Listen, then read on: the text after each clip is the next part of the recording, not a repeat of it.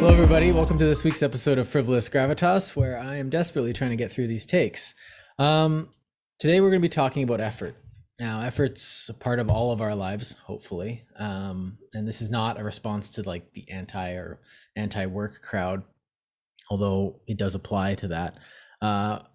We're just going to be talking about why effort is something that needs to be integrated into your life, and maybe even what, kind of bad effort, not all effort is good effort, but effort is better than no effort kind of things. I guess to start, I'll start with a bit of an anecdote that happens to probably every single person at least 3 times a week. And that's that feeling of, start with that feeling of, I don't want to get up.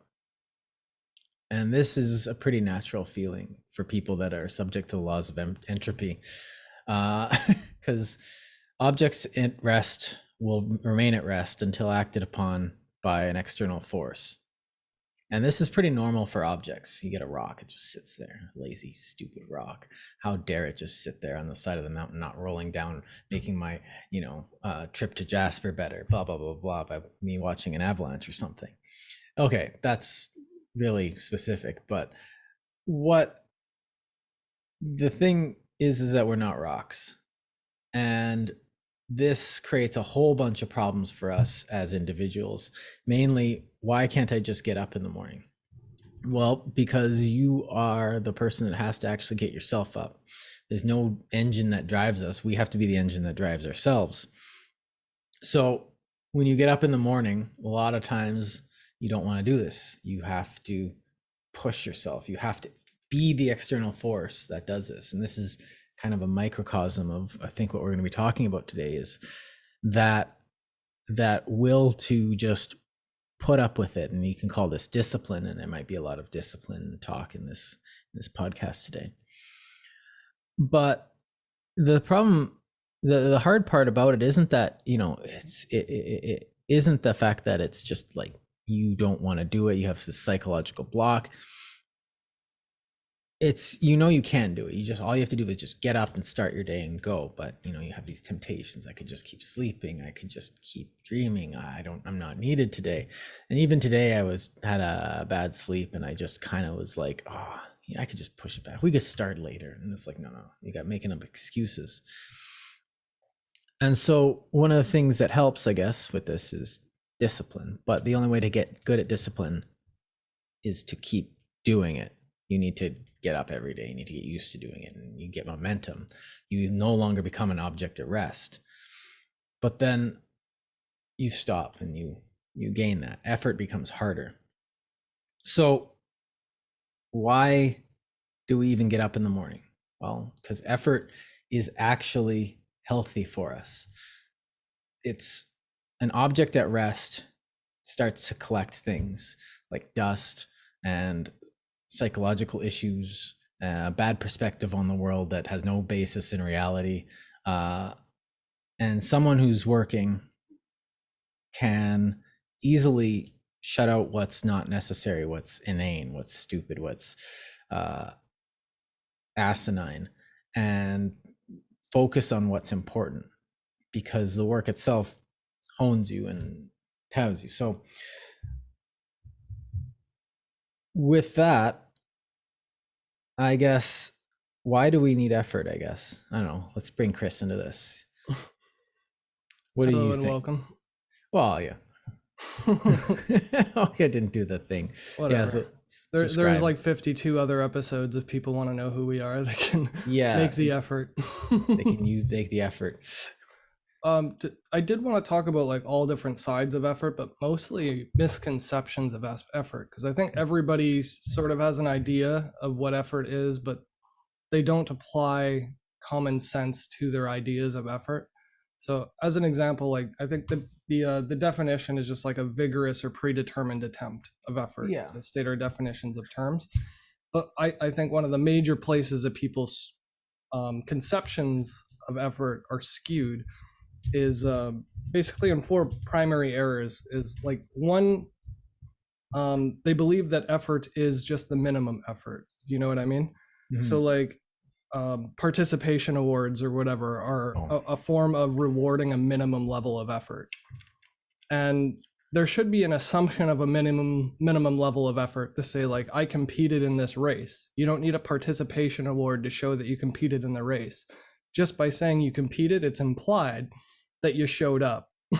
It's implied that you were there at the start line. It's implied that you ran, even if you didn't. People are just going to assume you did. So there's a minimum level of effort that people just, it's sort of ingrained within the word that you put in for trying or just for being there or for showing up. Well, but that's not the same as being rewarded for effort or saying that you made an effort. Because if I say I made an effort to keep in touch with you or to contact you, and I only called you once in like 5 years, that's not an effort. You know what I mean? I think the difference is that you have this effort is the baseline work that you're doing. And it is the baseline because, if you're not, okay, hold on. Sorry, not the baseline. I was wrong there. Now I'm refining my definition here. In order to do something, I can pick up this object here, and I can pick it up. This takes no effort. Well, it takes some effort, but I don't notice it because I'm strong enough to not have it actually considered effort. It's just something I'm passively doing. I'm just moving it around my desk here. Now, to put effort in, you have to exert yourself. Is when it becomes effort, this exertion, this where you have to put in energy that your body begins to strain. It starts to give you warning signals. Your body does this. It's just like there needs to be a layer of difficulty to it. Right, exactly. And that difficulty is, because we can dive into it a bit, but I do want to I am coming back to your point, is that your body starts telling you warning signs. I'm going to break. Oh no. Oh, don't do this. Oh, stay. You need to rest because, you need to conserve energy, blah, blah, blah, for the hunt or something that your body thinks it's going to do.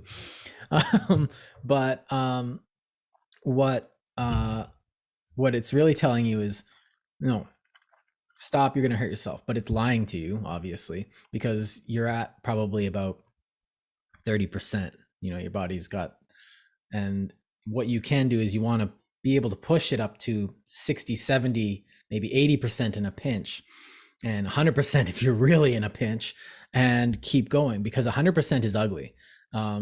You actually are damaging your body, but your body can take a lot more than you think. And if we're expecting people to be at 10% when they show up to like a running competition, do the start line, go, yeah, and give them our participation, we're doing the opposite of effort, because we're not rewarding excellence. And there's a difference between like participation and excellence. Yeah, I want to get to that, but I want to describe my approach to the conversation of effort to begin with, because there's no real sense in describing effort of lifting up a pen if everybody can lift up a pen and it's no big deal. It is technically work, and it is technically predetermined and voluntary and exertion. But like you said, it doesn't actually take effort in the colloquial sense that we use the term. Yeah. So as one example of a type of misuse or misconception of the word effort, I want to dispel the notion entirely. That's sort of my thesis in this this podcast, is to say that any amount of effort does not equate to a congratulatory or meritocratic amount of effort. It does not merit award or reward for exertion for a minimum baseline level, except in cases where you're doing something like you get your PhD or your master's or your bachelor's or high school diploma, whatever it is. It takes years of effort, and those years are implied. So you don't get extra credit for saying, and I had to read a bunch of books. It's implied by, I went to school and got a degree, that you had to read a bunch of books. You can't go to school and get a degree without reading. Well, that type of thing. Well, that's kind of what I'm. That's kind of what I meant by excellence there. Yeah, I want to get to it. It's just that's only one of the parts that I'm defining our effort for the sake of this conversation. Okay. So the other part would be like, effort itself is not a currency or reward. So trying harder does not automatically merit greater reward. Just because somebody else had an easier time of successfully achieving something doesn't mean that you get twice as much achievement for trying twice as hard. That's not how effort works. You don't get 2 pats on the back for doing 2 minimum baseline efforts when it's not success to just exert effort. Success is the achievement that effort provides. Through effort as a catalyst that you achieve things. So the third point I would say is effort itself is not the means to an end. It's a pattern of continuous behavior. So you can't just go to school, get your degree, and then forever after have like the easiest life ever possible because you already put in all the effort and all the hard work. You never have to work again. That's not how effort works. You don't reward people with effort for having put in effort if they completely stop applying themselves or putting in effort after the fact. Effort is the perseverance. It's the continued exertion of effort after you've already exerted effort. And the last point I wanted to get to with respect to just like the approach that I was sort of leaning at, or the angle that I was looking at this, was effort can lead to a demand of less effort, like the whole work smarter, not harder thing. It's possible that by, for example, exercising, when you exercise, every time you do it, you're putting in a lot of effort. And over time, your exercise becomes easier because your body gets stronger. That doesn't negate the value of the lift that you're lifting just because you're used to it or you're better at it or you've done it for a long time. Effort is the continuous process, but it's also the reward from that process of being able to exert less effort and achieve the same amount of productive work out of it. And that work can be anything from like people who practice math and get really good at doing solving equations and stuff in their head, or just factoring out things in their head, or watching markets. If you get used to markets, you can develop like an intuition. It's from a lot of effort put in at the beginning that makes it so much easier later on to read through the BS and the nebulous interpretations of other people from the same data. That type of thing is not to be diminished just because you're putting in less effort. Because if you're the fastest runner in the world and it's really easy for you to run fast, it doesn't make you less fast just because it's easier for you. Well, you know what I mean? Let's get going with this point so here. I'll let you start deconstructing those now that we've sort of defined our terms. But like one, well, those are premises, but premises. One of the things that now, with respect to something like excellence, everyone thinks that like, okay, you put in the effort and you did an excellent thing. And one of these uses words that we overuse, like awesome. But when I'm saying excellence, I'm saying something that has the quality, it's exceptional. It has some excellent quality to it. And by a lot of times it stands out though, right? Right. That's what it stands out. But this is a product that's an end. Anything that's excellent has an end. Now, sometimes when you're doing something like playing hockey and you see someone playing hockey, then what's happening is you're seeing, especially if you're watching an NHL game, you're seeing excellence and you're seeing the highest level of hockey in the world when you're watching like the NHL playoffs. Not when you're watching the Olympics. Like, no, they're taking their time off from their excellence to go play in the Olympics. Well, but that's open for debate, but whatever. Yeah, you probably watch a better game playing in the KHL, but that's up for debate. If you disagree with me, say it in the comments. We'll have it out there. But what the thing is that a lot of people in our society don't seem to realize is that it doesn't matter the product of your effort, as long as the individual is putting in the effort. And this is kind of, we're probably going to talk a lot about the difference between equity and equality here.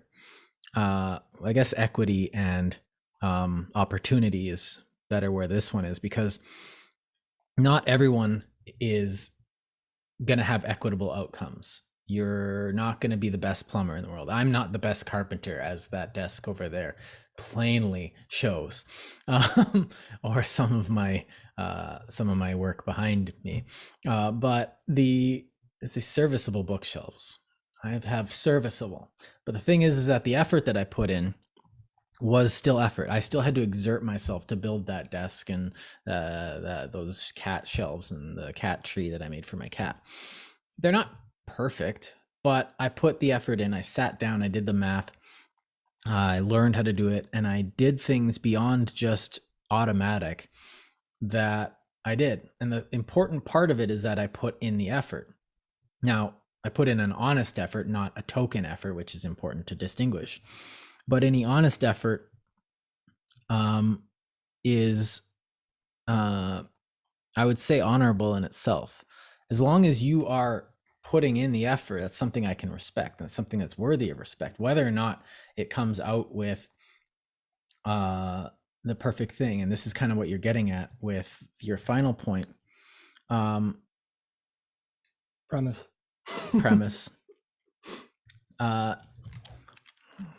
Oh shoot, that was, just edit that out. Jeez. Is that all effort with regard to people, if someone of lower quality talents, oh man, that's going to get me in trouble, is putting in an effort, then what comes out of it is of value to them. And hopefully, and not, it's not guaranteed that what comes out of their effort is going to be of value to anyone else or will have any value in and of itself. You put in effort, one, for a couple of reasons. Is one, to learn something, to hone your skills, which is kind of like learning, but to develop better understanding of something, or to make yourself stronger in some way. And that includes, these are all kind of the same point, really. And you aren't guaranteed anything beyond that. You're not even guaranteed that. The effort is the only thing you're going to be able to do in order to get those things, though. You can't get something of value. Well, I guess you could accidentally, someone comes out of the woodwork and says, "You've won the lottery," ha ha. But we can't rely on that. No one can rely. Here's the thing, like that type of value system is completely subjective. So I have nothing against patting somebody on the back for trying to make a bookshelf, no matter how crappy it is, and saying, "Hey, you actually tried and you built something and you learned some stuff, and good for you." Mm-hmm. No problem with that.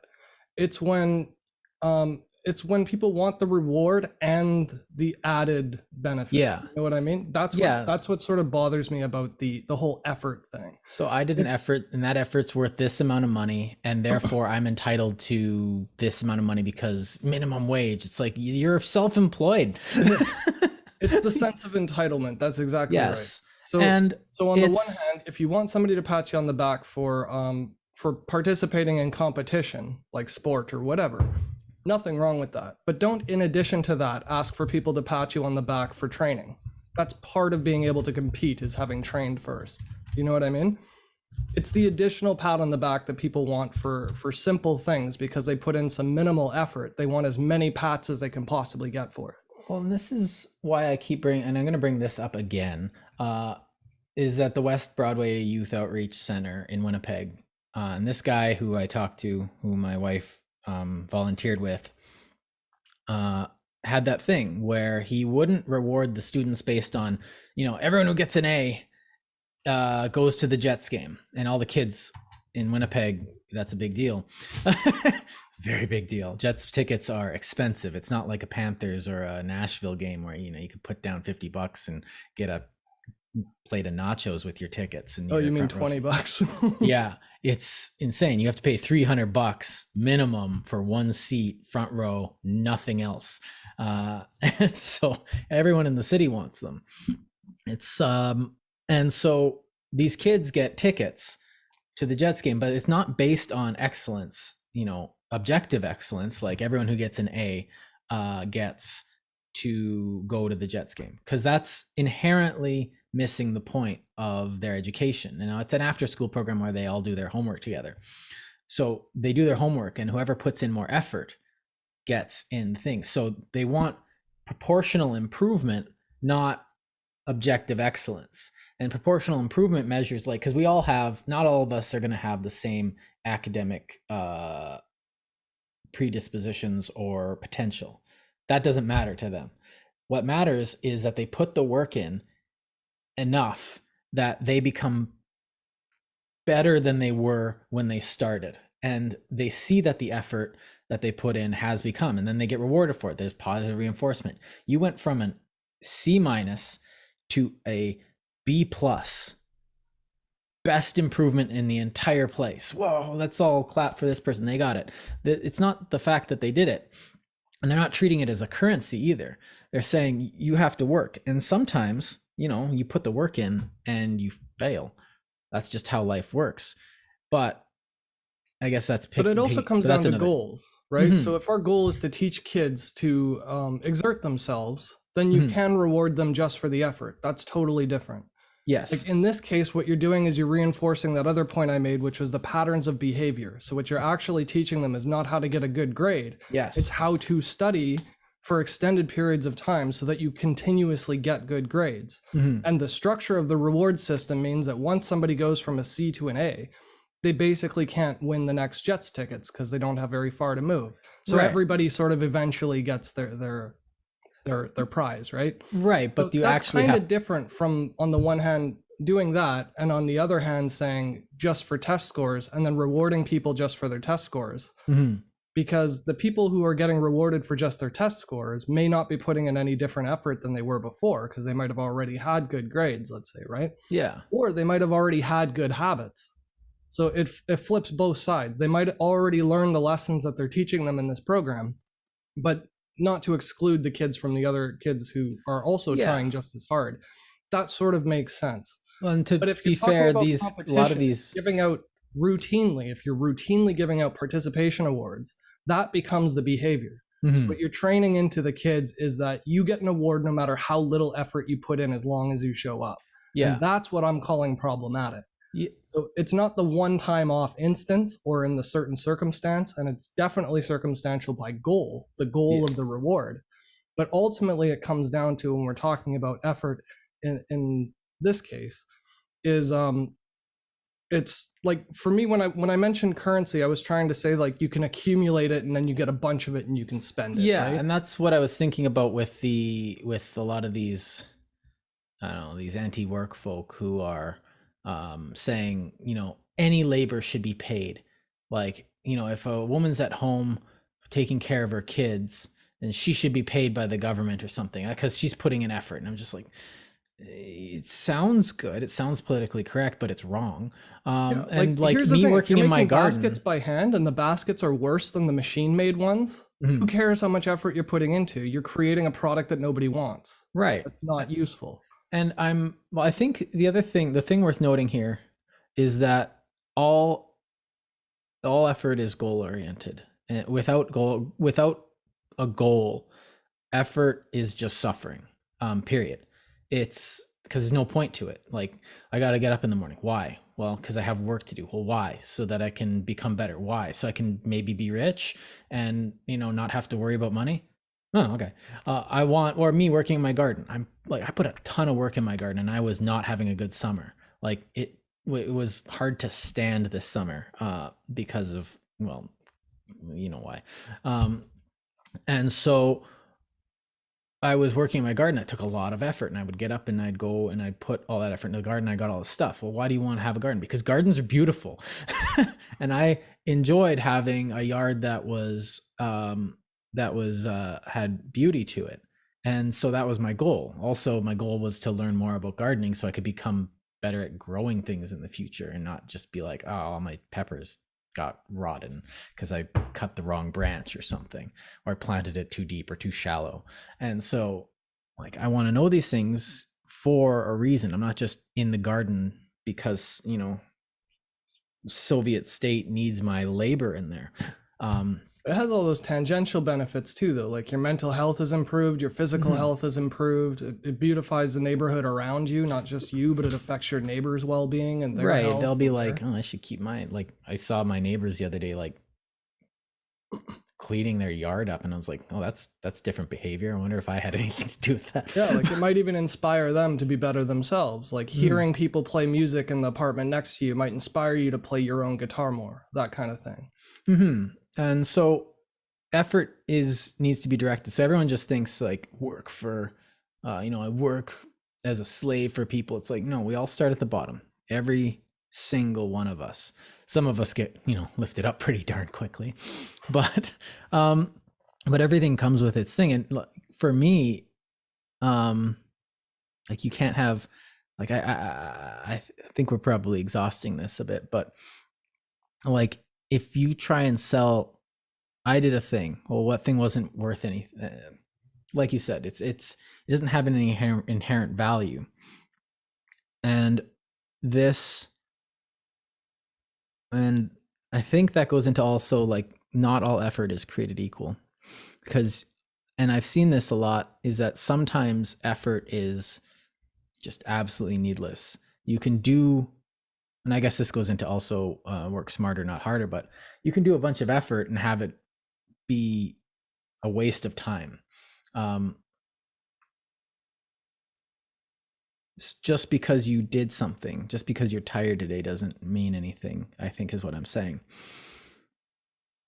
Like, consider this. I shovel the walkway or whatever when I can by hand. We have a snowblower. I choose to do it by hand because that's exercise, and I could lift weights and just pick something heavy up and put it down, pick something heavy up and put it down, but like that actually does nothing for me. Exercise, right? Is so much easier when you have a purpose towards it. yeah if I shovel, there's like a goal, you can see some progress, it motivates you to keep going. Being outside is like, it's harder on your heart because it's cold outside, and like there's a whole bunch of other side benefits to doing an actual work versus plowing the snow and then just lifting up weights right after I plow. Right? And like me doing the goal 200 push-ups in a day is like, oh my god. But the goal doesn't have to be valuable or useful or anything. Any effort will do, even if you don't know what the outcome goal is. Just don't expect appreciation for it. That's what I'm saying. There's nothing wrong with doing effort and having no goal. Just don't expect people to pat you on the back for it. And don't require it. Like, you're an individual person. You shouldn't need other people's validation of your effort. Like, if you know how hard you're working, it has no bearing whatsoever if somebody else recognizes how hard you're working. You know what I mean? Like, there's an element of self-esteem and self-satisfaction that comes into play when effort's concerned, because only we are present and privy to our own internal strife. Like, we can try and communicate it to other people, but again, that leads people into the trap of trying to communicate how every single little effort they make so that they can keep getting pats on the back. Yeah. And I don't think that's useful or productive.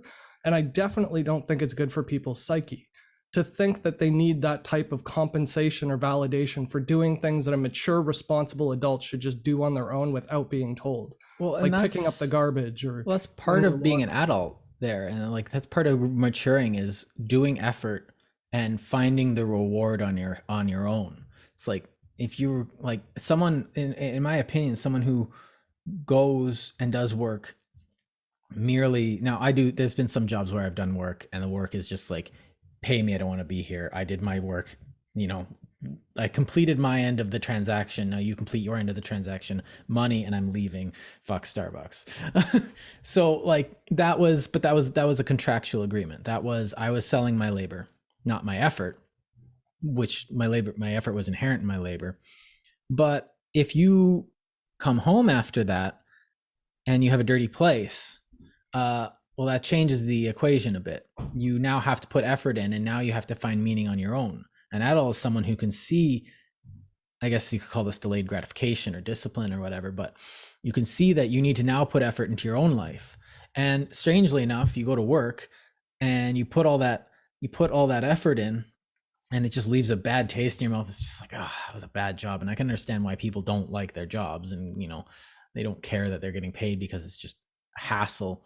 And then hassle's not the right word, and then you come home and you do the dishes and you vacuum and you do all this stuff, and you pick up and you get your apartment together, and it's just like, job well done. You actually feel good about yourself, and it's better than the actual job. But you have to create that reward in yourself, and you have to see that the rewards aren't immediate and concrete. They're abstract and delayed. Something like you clean up your house or your room or something, and now you don't have to trip over stuff and everything's organized. You don't have to spend energy finding stuff. It's simple as that. But at the same time, you now have the sense of accomplishment that you can go off. And the other thing is that now you are working the circuits in your head towards that. You are almost conditioning yourself for that type of behavior.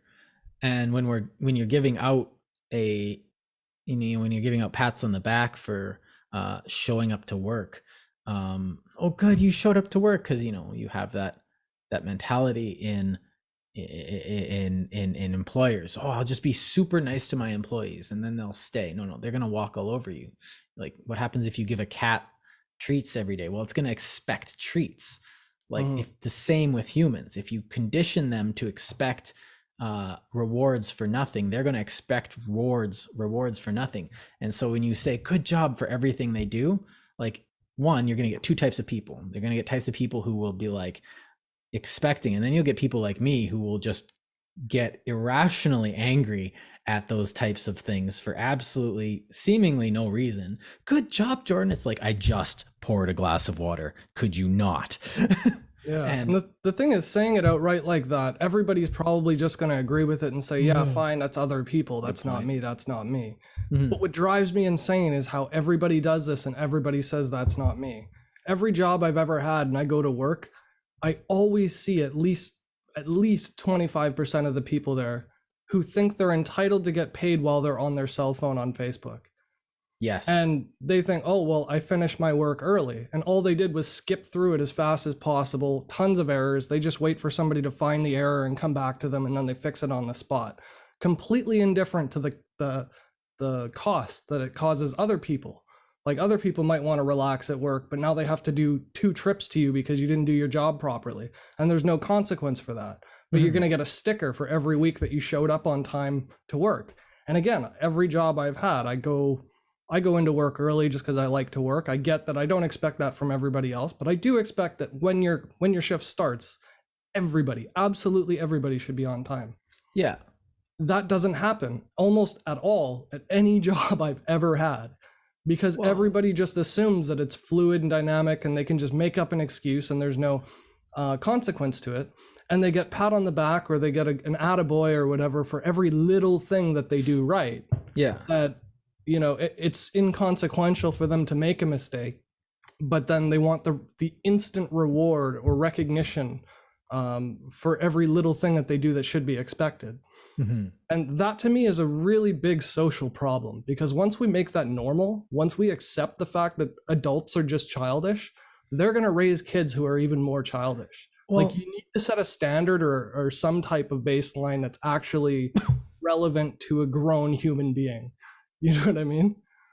And the issue that I have too with it is the emotional the emotions that it inspires, or the ire that it inspires, because it's not just you and me who get frustrated at people like this. Those people actually get like heartbroken when they don't get that pat on the back that they're expecting. Oh no, and I've definitely seen this. Like, and to be fair, me being, when you get given the pat on the back and I go, ugh, like, how dare, like, no, that's not a good thing. That doesn't make me a hero. That's put me in more trouble than you guys can ever imagine. Why didn't you like it? It's like, and it discounts things that you do that are worth merit, right? But the thing is, yeah, exactly. That's why I hated it. Cause like, I'm sitting there doing all this work, but then someone gets a pat in the back and they get mad that they didn't get their pat in the back. It's like, you realize you're a puppy. That's exactly. That's what you are. You are someone who's been trained, and they've trained you, and you don't have any, and a lot of times it doesn't let you think outside of the box. Proper effort lets you realize your own individuality and your own strengths and weaknesses. You see what you're capable of, and you see like the things you can do. And sometimes, like with every job, you're never gonna find a job that doesn't have tedium, that doesn't have banal, asinine aspects to it that are very necessary to the job, but whatever. Like in archiving, making spreadsheets and labeling folders, it has to be done, but it's not the best part of the job. But the best part of the job is in association to that. So who cares? You do the bad part to get the good part away. And sometimes you're going to be in jobs with bad parts, but that doesn't mean that, the reward isn't something that is immediate. And I think that's where all this is coming from. You get a puppy and, I did a good thing, you get your treat.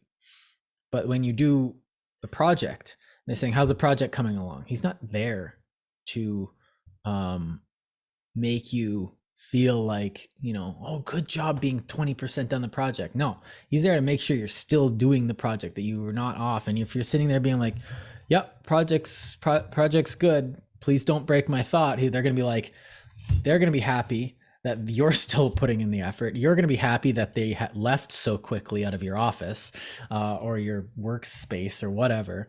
And that's a healthy relationship in a work area.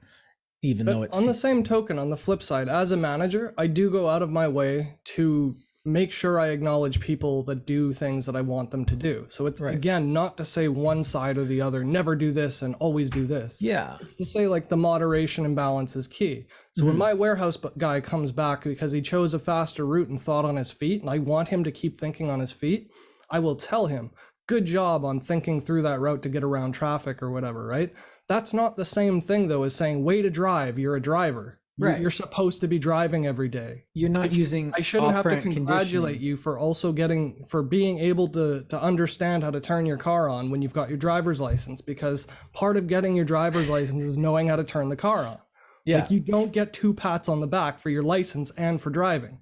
You get it for your driver's license. Showing up on time is that thing like where it's like it's part of your job. I'm not going to thank you for it, but you meant, and like a lot of times like you get feedback, I think, is different than patting on the back, because like, oh, you did a good job here, continue to do this, because a lot of times as individuals, or I like it when you communicate like that, or things like that. I like this, do that more, and a lot of time that's different. That's feedback, constructive feedback. And sometimes we don't know when we're doing a good job, and that's straight up like, I'm doing my work, I don't know if it's good, and then someone says, you're doing a really good job, and you're like, oh, thank God.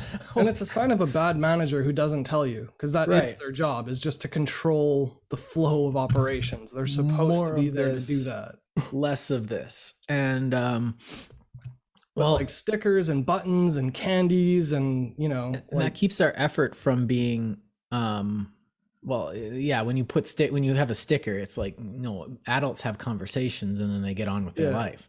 JP Morgan, they had sound makers and popcorn, and they'd walk up and down the aisles and like hand out plush toys, and they were so incredibly infantile. I couldn't even believe it.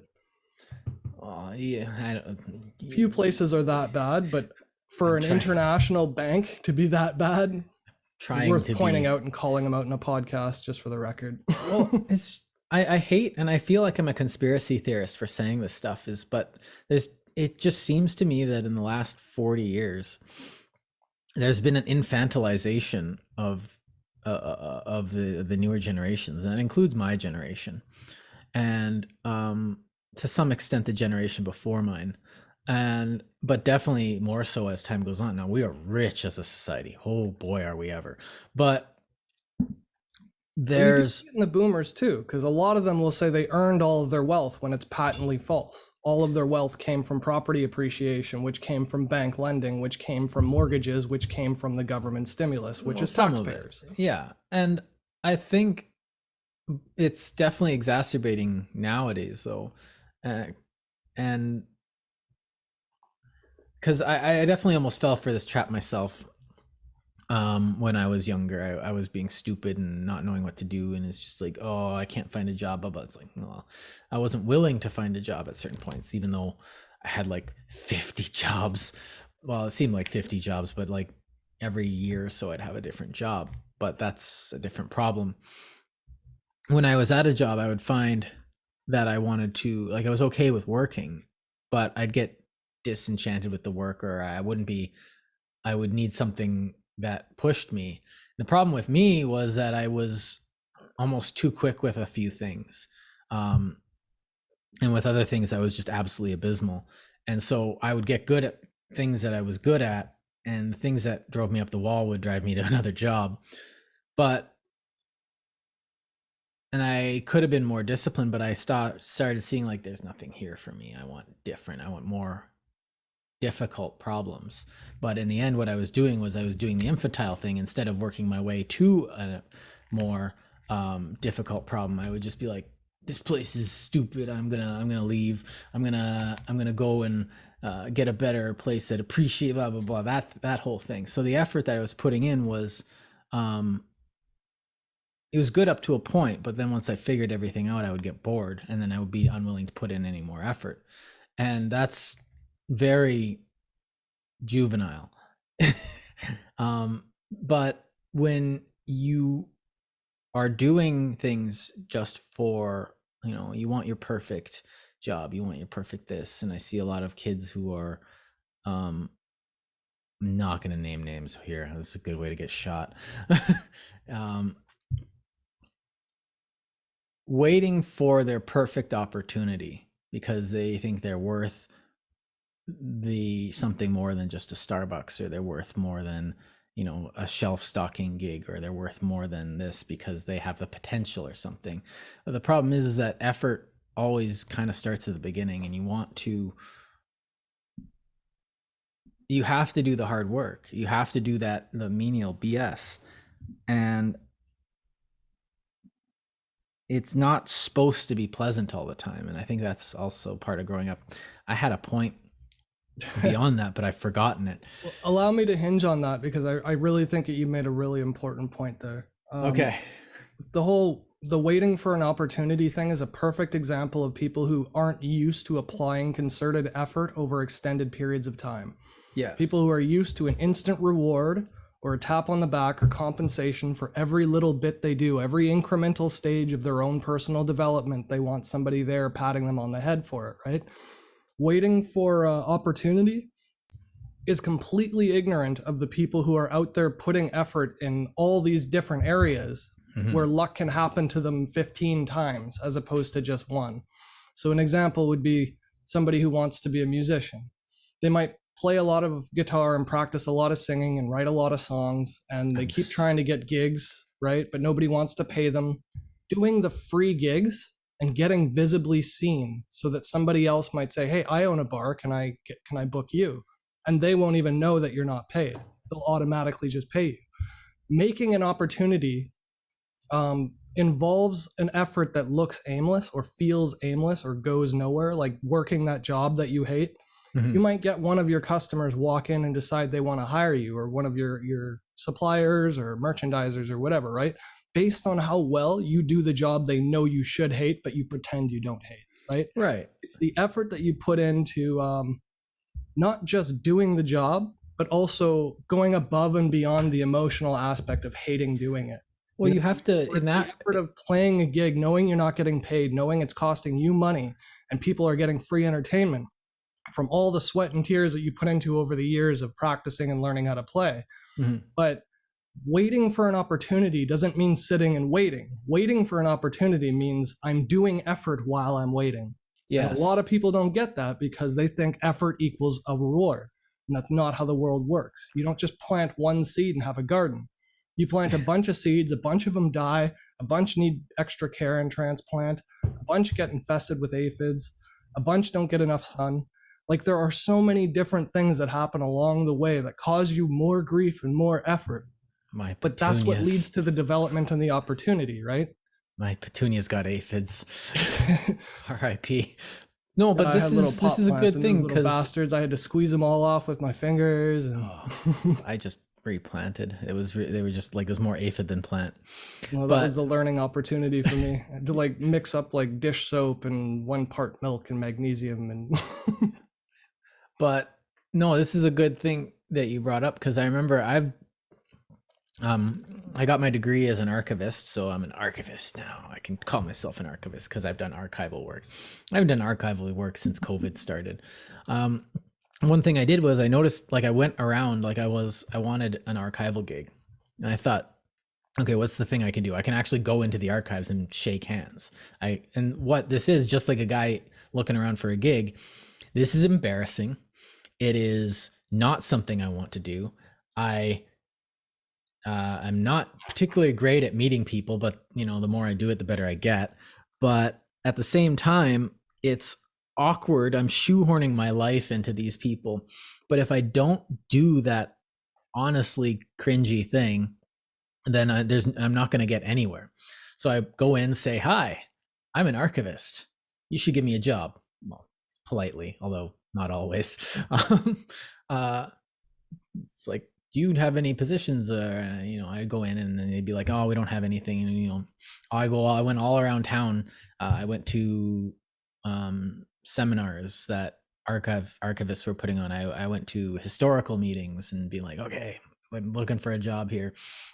And so I ended up volunteering at the provincial archives and working on stuff, getting my feet in, meeting the people, networking, talking with people, going into the lunchroom, being like, hey, yeah, I'm just a volunteer, but I'm looking for a job. And eventually it got to the point where they said, we'd love to hire you, but we're actually doing cutbacks. And I'm just like, it feels like it's my fault, but this is actually not my fault.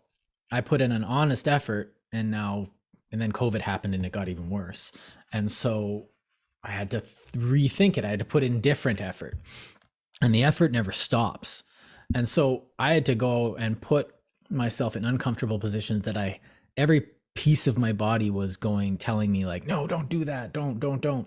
That call of comfort, that the pillow in the morning, the warm bed sheets of not having to talk to people in public, and answering the phone. A lot of people hate answering the phone, but that was the mature thing I had to do to get to it. And if you're in a band, holy hell, that's got to be even harder.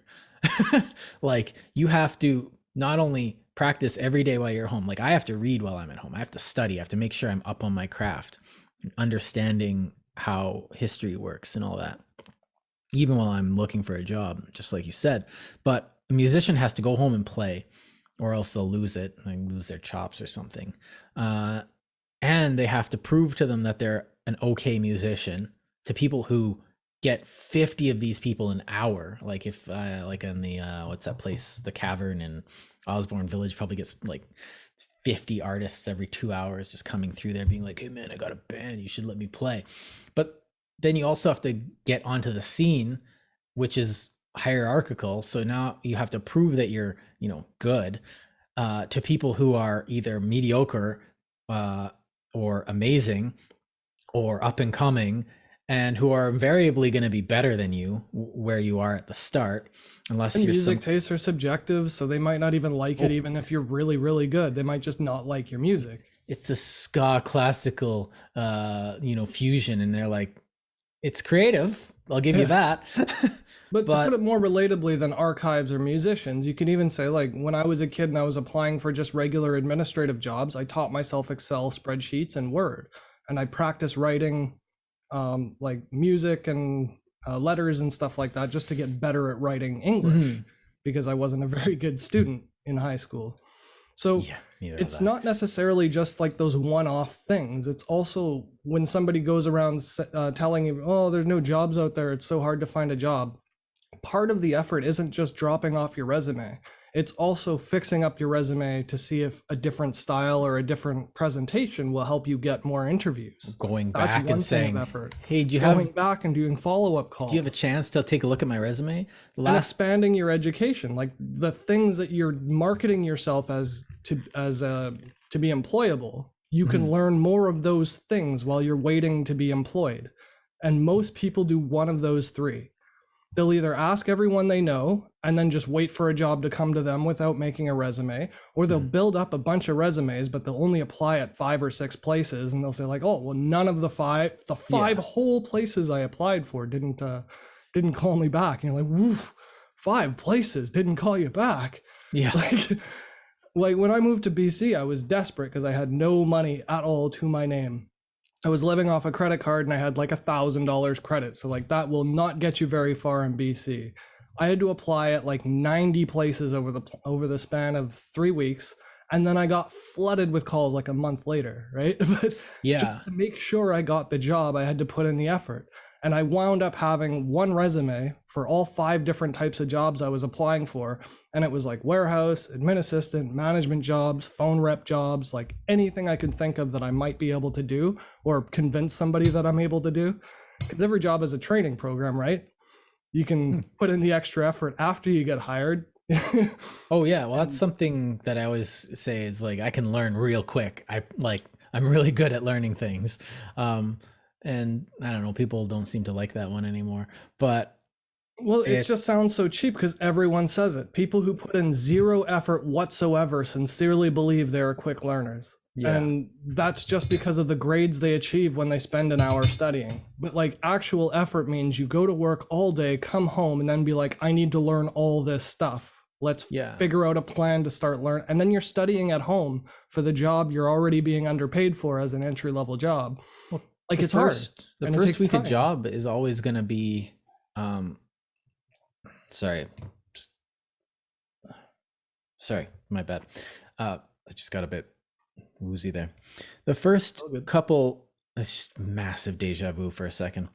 It is our 53rd episode. Yeah, I know. The first 2 weeks of your job should always be horrifyingly painful. Not like, okay, that's a bit of exaggeration, but you always have to learn, like you have to study for your new job almost as much as you study for an exam, because the quicker you get that job nailed down, well, the more likely they are to, you know, give you more work, throw you more effort, you know, look at you as someone who can move up. So you do have to put that like initial effort in, and you can't just, well, I got to just find the flow in there. It's like, no, you're going to find the flow, but you need to you need to get that flow down cold. You need to know everything about it. You need to go talk to everybody. And I think one of the key things about this is that's driving, especially, well, me and you and people, you know, adults, is that word that you mentioned that pretty much underlines all of this, is desperation. And if you're desperate, you'll shovel rocks with a PhD and you'll do it happily. And I have, and sometimes it's actually kind of nice. But like I wouldn't want to do it. It's like you shovel rocks 80 hours a week. Okay, that's a bit much. Like honestly, if I was to go tutoring and then it'd be like, oh, I got to go to my other job where I shovel rocks, or, you know, I'm doing retail or something, then, well, it's money's money. You can buy stuff with that. And if you need it, and if you feel that, if you're put in a place, you will be surprised at what you're not only capable of. Oh, you'll do anything if you're in a corner. It's like, yeah, anything like, you know, go over your resume a fourth time, or do anything like, you know, broaden the radius of places that you're going to apply to, or go that extra mile when you're applying. Okay, does anyone actually apply on foot anymore? I still do, but but I figure it gives me a better chance. I got better odds if nobody else is walking in person. Well, that's literally why I showed up at the archives in person with resumes in a folder. It's like, hey, I'm me. Well, as a manager, like I've been so busy where I had a stack of resumes and I just hadn't had time to call everybody and schedule meetings. If somebody walked in and they looked presentable and could speak properly and they could do the job, I'd much rather give it to that person and just throw all the other resumes out. Like than have to call people and set up meetings and spend hours and hours digging through like interviews, right? I remember taking resumes and just being like, oh, neat. But like when you need them, you need them. But like but if their mom applies for them, the effort that I sort of want to drill in through this episode is exactly that. It's doing that extra bit. It's always about the extra. It's not about the bare minimum effort. It's always about the extra. When people are congratulating or rewarding effort, it's always about the extra bit. And that's what's getting lost on people today. And I just say people broadly, but if you want like evidence and proof of it, just look at universities and school systems and standardized testing. And if you want to look into like we said with sports, organized sports and participation medals and awards like that. If you want to look into like arts grants and things, they'll reward people just for being good at grant writing, not for having a good idea that a grant should go to. See our That's entire the type grants of thing I'm talking about. We did a episode a while ago, maybe 9 months ago, about grants. Go see that. Funding, I think we called it. Yeah, funding. And But it goes for intellectual efforts too, though, and I really want to stress that too. Like when we were talking before about the EULAs, the end user license agreements, and how I think it's complete catastrophe of capitalism to have downloadable content that reserves their right to make the games that you purchase inaccessible to you just based on their own whims to shut their servers off. Or like this that we're doing right now is technically owned by YouTube, even though it's our intellectual property. Yeah. But they don't have the right to exclusively use it, right? Mm-hmm. They have copyrights to it. So they can publish it as many times as they want, or they can chop little bits of it and put it into commercials and we can't say boo about it. But we can always pull it at any time too. We should actually the difference putting is this on a second thing so we could get around that legal thing. Anyway. That's exactly what I'm getting to, though. Those terms of service, that the agreements that they force you to keep, reading. They force you to keep reading them, but every time you update an app or whatever, but there's no limit to how many times they can update an app or update their terms of service. So if they really wanted to just mess with people and force them not to read it, they could just change it every day for 9 months. Eventually, not a single person would read it. After 9 months of every single day having to read through the whole thing and not know what the changes are, so you have to read it start to finish, that would take a huge amount of effort and it would benefit nobody. You don't get a pat on the back for doing something stupid. Like, wasting your effort does not get a reward. It doesn't merit anything. But making the effort, such as complaining about license agreements and like the standard practice in the gaming industry, that should motivate you to do something like write a letter to your legal representatives who have influence in changing laws so that things that are stupid and harmful to the public become illegal, like everything else that's illegal. It's because it's harmful to the public that things are made illegal. They don't just make up laws just to power trip on people, right? If you steal, it's because you're hurting somebody else's right to property. Well, this reminds me of someone in my life who has, again, I'm not going to name names, but thinks that they're very politically involved. Now, the people in politics is not it's not a game for people without stamina. It's a constant thing. You're always on, you're always doing something. Someone's always coming to you. You are never off unless you get voted out, in which case you're kind of like, I'd like to thank my opponent for letting me not do this for 4 years. But if you decide to keep in the game, now you're in a different game. Now you're in opposition, you're campaigning, you're getting your name out there. You're always doing something. You're doing this. And a lot of people think they're doing politics now, this is not activism that we're doing here. This is something completely different. But a lot of people think, and there's someone specifically that I know that is saying, "Oh, I'm so involved in the political process in my province and in my city. I know all the people. I'm, kind of a behind the scenes person." But they're really, in reality, they're just on a Facebook group. That's not effort. And to me, that's lying. And there's an element of honesty and effort that really comes through. And when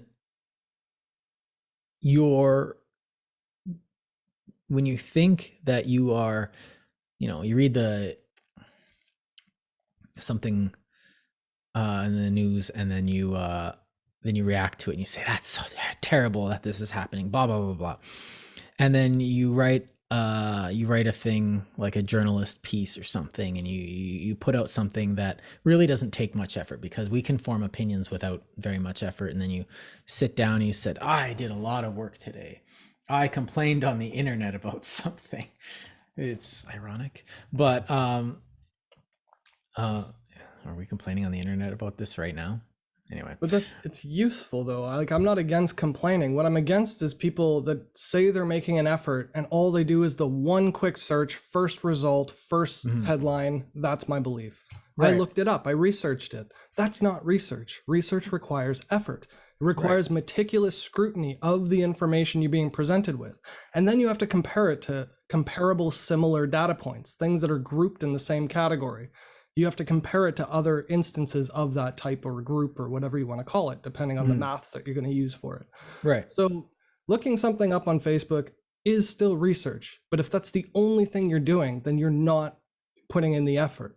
So when people say they fact check and they just check Snopes, that's not effort. That's one place. That's the minimal amount of effort to say you fact checked. The bare minimum of fact checking is by definition checking one alternate source. But if that's all you check, you're not fact checking. And you shouldn't get congratulated for it. No. And even worse still, you shouldn't be asking people for a pat on the back for it. Well, you shouldn't get pat on the back for it, because that's only part of the process. Like when you're making something and you do the first step and they go, yay, it's like, now do the rest of the steps. You should be congratulated for the end result. But at the same time, there's no follow through. Like if you do your research, well, that's only the start of your effort. What are you going to do with all this knowledge that you've gained? Well, I did the research and that's all I need to do. It's like, cool. What are you going to do with it? Like effort begets effort. You have to like let it play on each other. Like I shovel my driveway so that I can drive my car into it, but now I have to put the snow somewhere, and the snow is gonna be there. Like effort isn't just you're not doing discrete tasks. There are no discrete tasks. This isn't like a video game where you turn in your quest and you get XP. Yay. Yeah. No. Or you get a trophy and it's just forever there and under your sign in or whatever. Yeah. And no, you effort. Okay, you do your research and now you have to, what are you going to do? Are you going to go to the news with it? Did you actually find something worth? Now you have to study what the implications of it are. And or worse yet, if you find out you're wrong, do you go out of your way, just like you went out of your way in the beginning to tell everybody they were wrong? Do you go out of your way to say, hey, I was wrong, just so you know, I looked it up, here's my sources, like I found it, now you don't have to put in as much effort as me? Mm-hmm. No, they hoard it for themselves and they hide it. I know thing, and this is that conspiratorial, like I know what the government doesn't want me to know. And it's just like you're putting yourself in a position where you're setting yourself up to be a pariah essentially. And there's a lot of that. Like you need to follow through with your effort, and effort leads you to more effort. The thing of it is that effort itself and conscious goal directed effort, whether or not it pays off, is good for your soul, and the opposite really does hurt you. And okay, that sounds all but it sounds hokey, but like in the moment you might be happier doing nothing than something, but over the course of your life you'll never regret having done something. You'll only regret the times that you did nothing.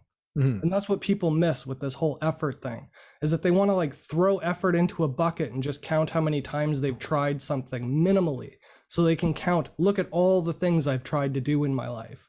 And that's BS.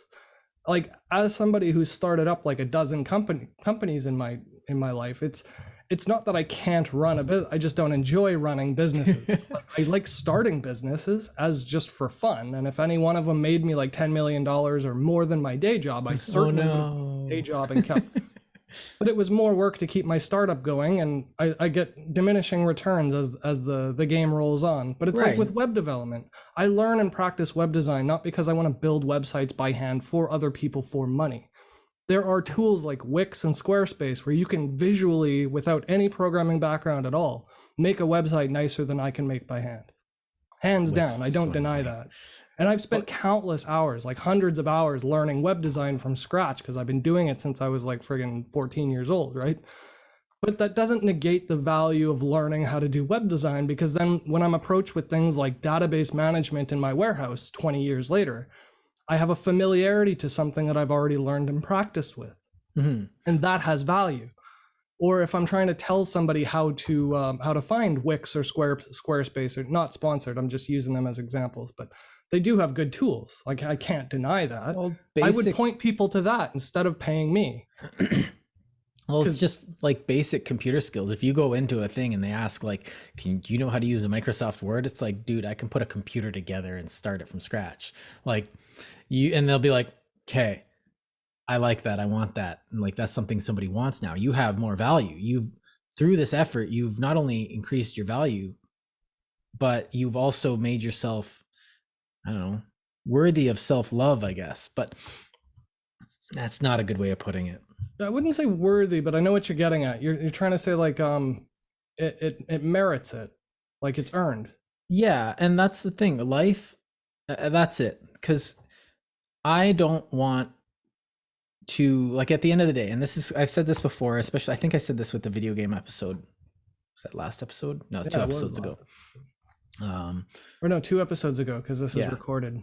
Yeah.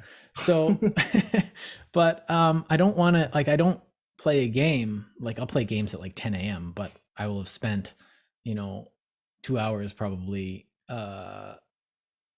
earning that, or I will be like, this is my, this is my Saturday, or this is my Sunday.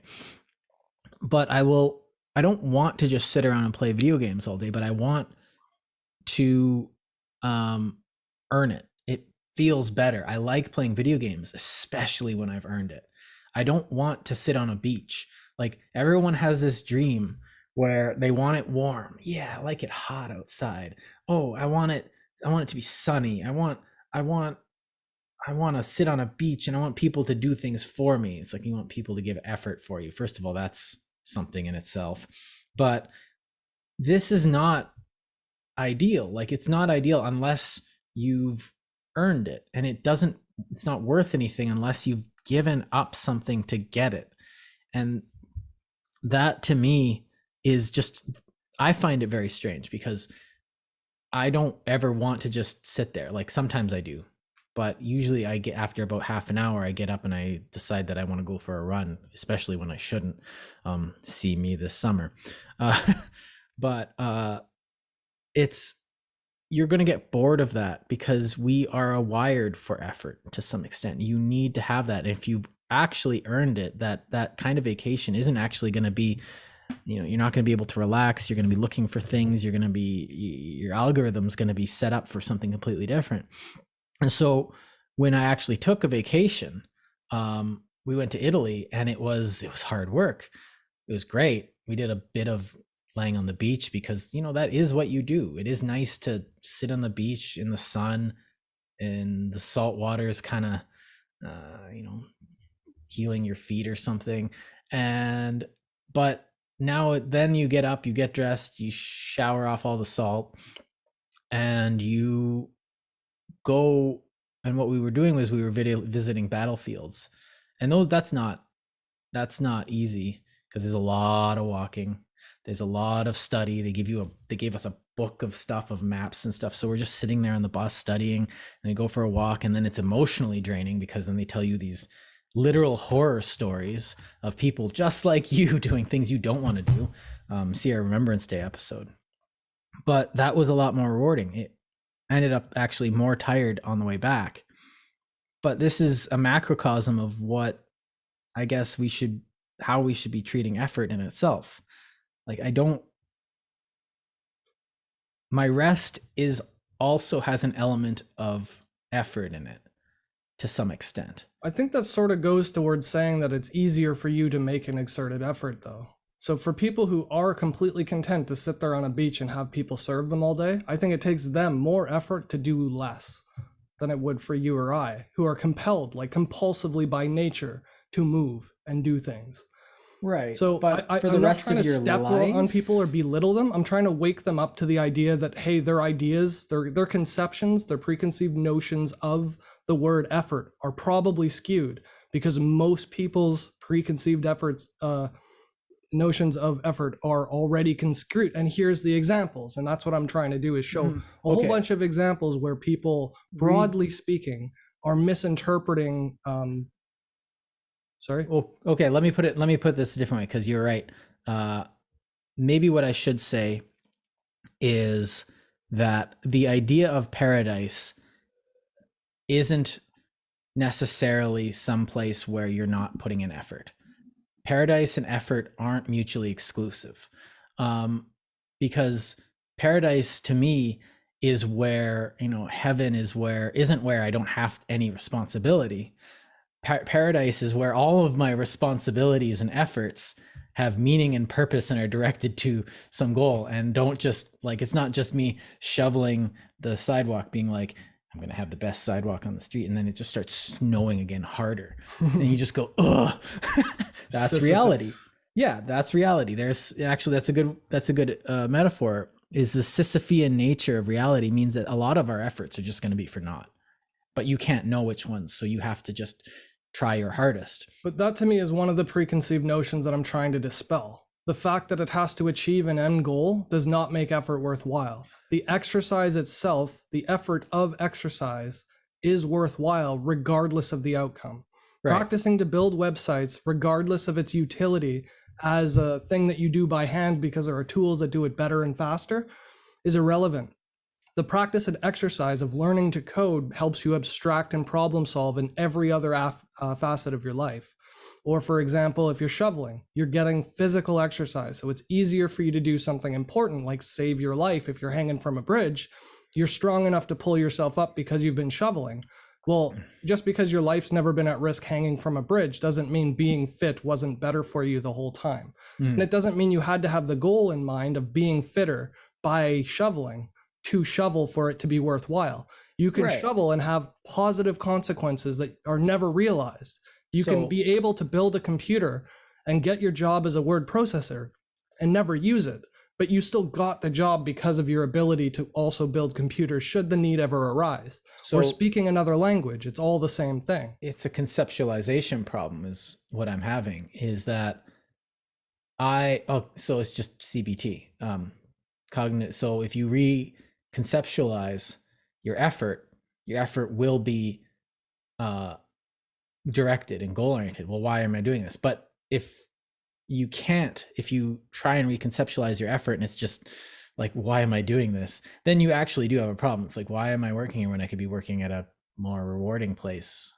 But that's where philosophy is helpful. Yeah. And then you put effort into getting your resume together, and then you put an effort into finding a better job, and then you put effort into flipping off your boss as you leave. The most common response to me when I tell people I'm into philosophy is, what's that good for? What's the usefulness of just asking stupid questions and digging deeper into all these like pits of recursion, whatever? This is the utility of it. The fact that you can question why does the why matter is a philosophical thing that takes practice for somebody to spontaneously come up with on their own. So if somebody's saying, why should I put in the effort? This is useless.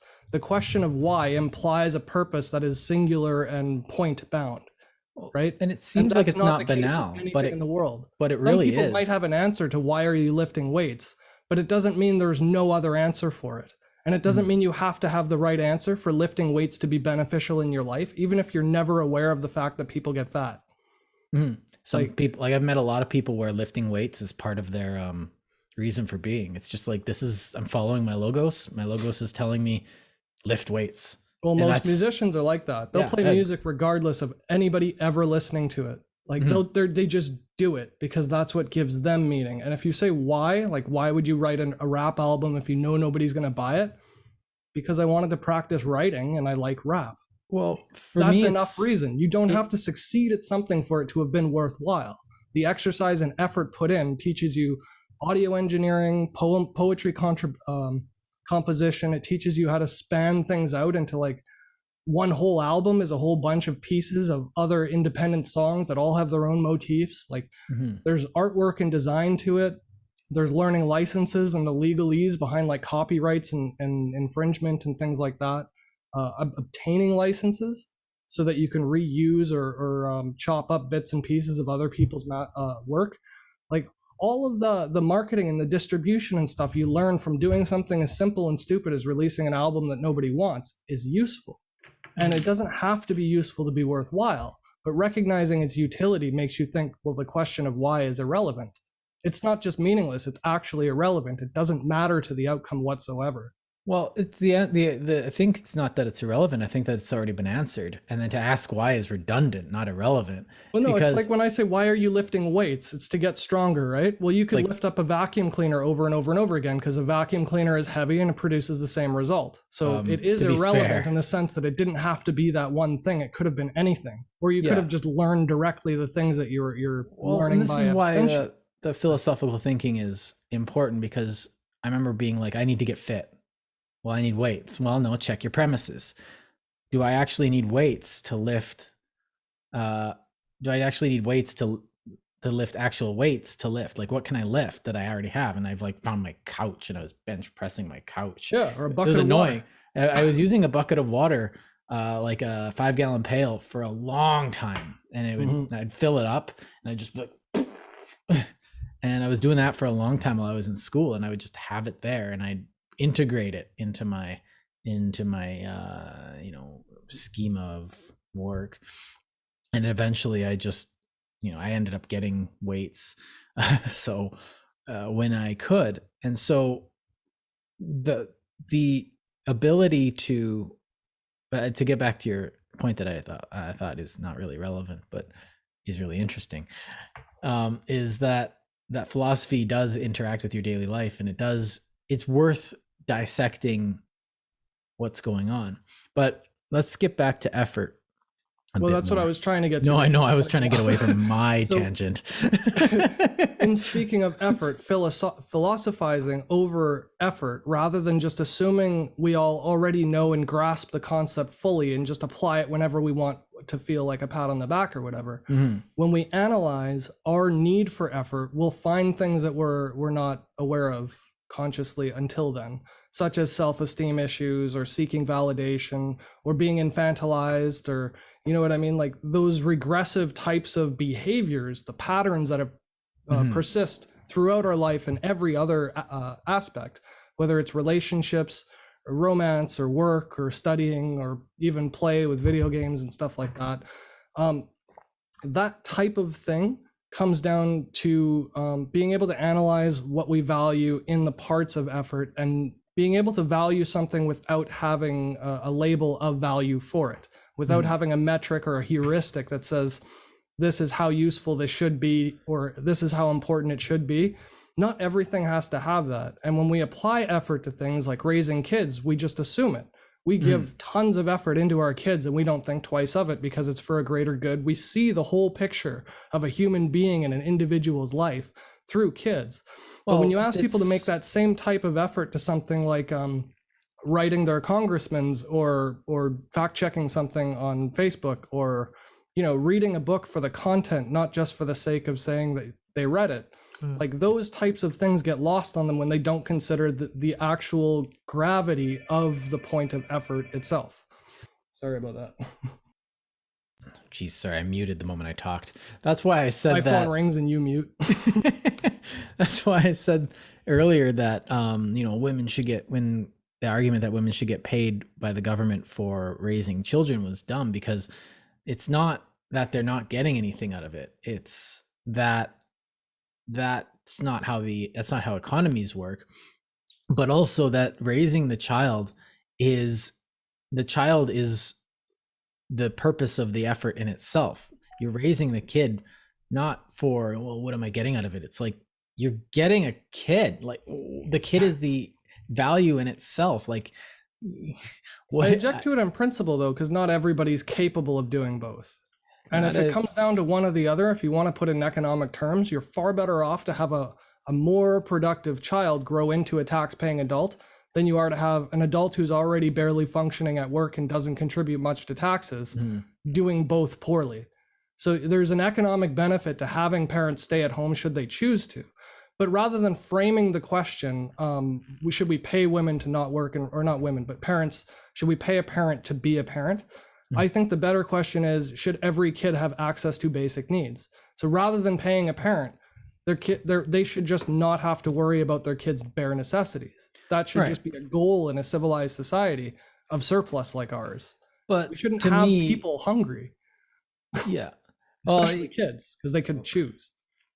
Yeah, I think that looking to the government for subsidies on every little thing is, I've made my opinion known on that in previous episodes.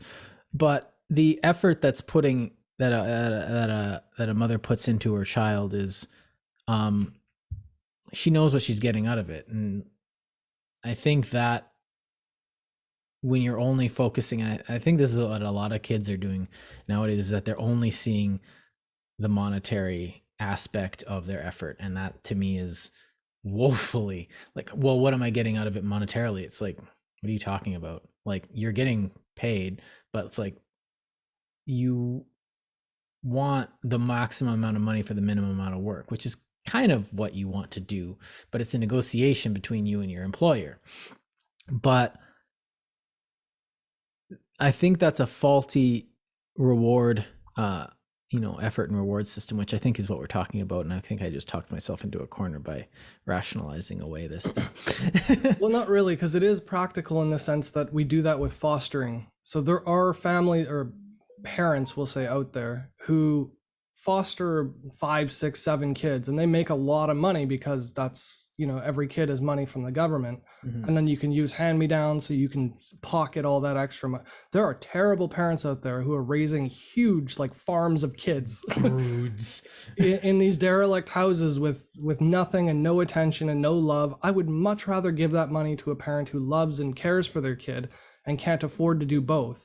Like, if they're going to be spending a minimum wage job and spending 1/3 of their income on taxes and 1/3 on childcare, and they're bringing home 1/3 of their income, what benefit does that to anybody? The kid grows up without parents around. The mother ends up in a job that she hates, or father, or whoever's out working that shitty job. And then they both come back and they're both worse off for it, right? And then the long-term viability of the economy is worse off because nobody's got the benefit from the start. That whole preventative maintenance being cheaper than fixing an outcome is a real thing. Like, looking after people preventatively is way cheaper than fixing their health after the fact. Right. And that goes for all types of social services. That's why we have them. It's way cheaper to prevent fires in a house than it is to fix a burned down house. Yeah. And my thought is, why don't we fire the people that are collecting the taxes, not just not tax them so they have that money to begin with, and so that's another approach to doing the exact same thing. But what it comes down to is it's not rewarding people for not doing effort, which is sort of what we're trying to talk about. It's rewarding the wrong people. Yes. People who know the system well enough to get the most bang for their, or most benefit with the least amount of effort. Those are the people we're rewarding. The most bucks for their brood. Yeah. But it's the shareholders, the people who make a living not actually working a job but collecting share dividend and not working, right? Mm-hmm. Those people squeezing the pensions and pay of other employees to get a bigger dividend is the problem. Yeah. It's not the fact that we have a stock market. It's not the fact that we have broken laws or a bunch of corrupt politics. I mean, those are all problems. But the actual issue is people are trying to get the most for the least amount of effort. And that's an evolutionary trait that gave us invention. The whole creativity of our human nature. Well, it's bastardized feeling. Well, you get like bastardized creativity, which is, I guess, what you could call corruption. But certain philosophers have called these people looters, where you put these you put your talents to use to just gain the system, and you cheat the system so that you can, nihilistically just take from the system. You're looting from it. And I think that's is an example of effort put towards maybe I could just call it cynical effort, where you have this approach to life that is, dog eat dog, zero sum. I'm gonna take what I can get because blah blah blah blah. The whole like film noir shit shtick that we've even heard that from some of our listeners. Have we? Yes. Oh yeah. So you get that, and it's like, well, I'm just gonna take what I can get. Well, no, that's, if you've listened to our podcasts, like, we emphasize cooperation brings greater rewards than any zero sum, like, take it, not care, like, you cut down the forest and not care what happens to it after, instead of just husbanding a forest. What I'm getting at is, though, is that a lot of people are thinking, and we're definitely teaching a lot of our kids, that life is like that. You need to just game the system. Here's how you use the government to get a bunch of money for something. Here's how you abuse corporate law for this. Here's how you do this. And it's just like, why don't you actually do something worth value?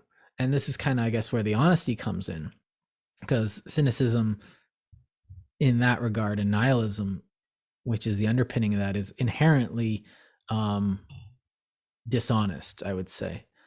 And so when I bring up honest effort, I guess what I'm meaning is effort that actually contributes to something. Yeah, like lifting weights, that's honest effort. But if your job, and we've all had jobs like this, where you're sitting there and you're doing your job and you're like, this job is absolutely meaningless. In fact, it's contributing to the problem. One thing, I worked at an alarm company in Winnipeg, and its stated goal was to protect people and provide security for households and stuff. So you put an alarm and you stick a sticker on, and an alarm goes off, and I didn't really actually get the sense that we were actually providing security for people. I actually got the sense that we were making people more neurotic by having them, like, every time, the wind brushes up against their house, we have to call them and be like, is everything okay? Someone could be, at your house right now. It's like, buy a dog. Like, just put a sign up. It's like, instead of like saying like, so-and-so alarms, you just say like, beware of dog. There's shotgun. The owners have, here have, may or may not have firearms pointed at your head if you try and get in.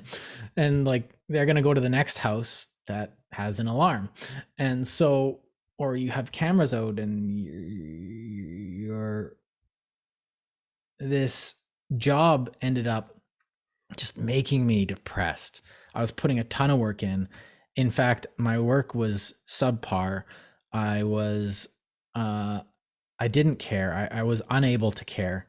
And eventually I just stopped being useful to them in my effort. Like, I just left and went and did something else at some other job, because I wasn't seeing it within its, well, I guess with the way you put it, with your relative scope. Everything has to be integrated on every level to some extent. And it wasn't integrating. I was seeing this as like a corruption, and I left. And a lot of people see their jobs as corruptions. Now, a lot of times this is wrong, because it's just, you don't want to, you're putting effort in, you're suffering inherently because your body's telling me like, this is hard, and your muscles are aching and all that. And so your brain's saying, it's just like, maybe this is a bad job. Maybe this is somewhere where you don't want to work. Maybe your bosses are evil. Maybe you should rise up against your boss. And, you shouldn't even have to work. You should be free from this. You should, you're making this money, but like, you could be doing art and doing all creative things and all this stuff. And your brain starts doing this stuff. And a lot of people take it seriously. Now, that one job was a good example of an actual, maybe, place that, what's his name? If it's adversely affecting your health, you should quit any job that's bad for your health. That's my opinion. Yeah. Nobody's health is worth more than a job. We can build robots to do jobs that nobody wants to do. So everybody should just refuse jobs that are bad for their health. That's and what if somebody was. wants to fill the position, so be it. Fine. It was a book by David Graeber, and his like, pardon my French, but it's the title of the book, and it's literally called Bullshit Jobs. And there's a lot of these out there that don't need to be, that we can automate. And it's like, there's an infinite amount of human effort, and you can do that. Like, I was working at the paint store, and the guys that worked there were great. And for the most part, imagine one individual, but I got probably permanent nasal damage or lung damage from breathing in fumes from that place. And it's just something I have to live with. I should have quit it sooner, but I was needing the money. I needed to figure out what I was doing with my life at the time. And I really should have quit it, but I didn't know that. The effort in the end was actually detrimental to me. And I think that's the equation we have to make. And a lot of people, I kind of want to make this aside. A lot of people just assume that work itself is evil. And to me, that no equation, that every time you make the equation of, am I net benefiting? Am I growing from this? Is this job beneficial to me? Now, sometimes it's a means to an end. You're shoveling rocks for a summer or something, and every student should do this. You're stocking shelves, you're working retail. Everybody should do this because it teaches you, it's a good negative experience where you learn what isn't supposed to happen. That's a good way of putting it, actually. It's a good negative experience. Yeah. Well, so it's in logic, you call it a negative example. Mm-hmm. Something that you a negative don't positive, do, right? Yeah. So you get a bad parent, and that parent gives you a negative example. This is what not to do. In a positive example, do this. It's the same thing with positive and negative rights. Things you can't do is a negative right. Things you can do is a positive right. It's literally that's it. And then there's double negatives, which everybody's heard of. Yeah. Things you should not do. Yeah. Don't not do this. Yeah. And then everyone's like, what? I feel like we're saying like people this and like no, people that, and I'm referring inherently to a specific subset of people. No, I know you are. I'm actually trying to lead into that. I want to get into some examples so that it's clearer, or at least at the end of this before we finish. So the people I'm referring to, and we've all met people like this, but I don't want to say like Marxists, but they tend to Marxism because the theology of Marxism does actually lend itself to what we're talking about. And this isn't because like if you're a Marxist on a personal level, go jump off a cliff. But on a conceptual unless you subscribe level, to what Marx actually intended to say, but that's another story altogether.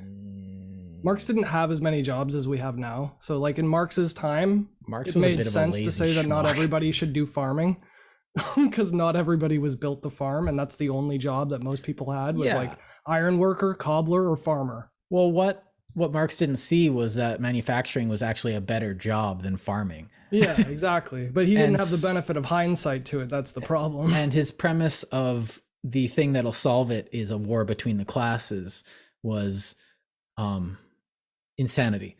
But the thing is that the basis of it was his focus on labor, which is something that is inherent to the thing you're doing at work. And he says like a world where nobody will have to work or something. And everyone, you get the Marxists when they think, there's something wrong with labor. There's something wrong with labor.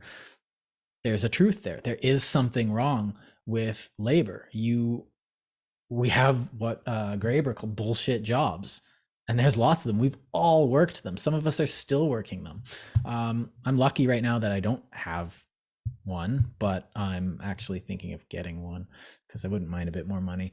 But second job. But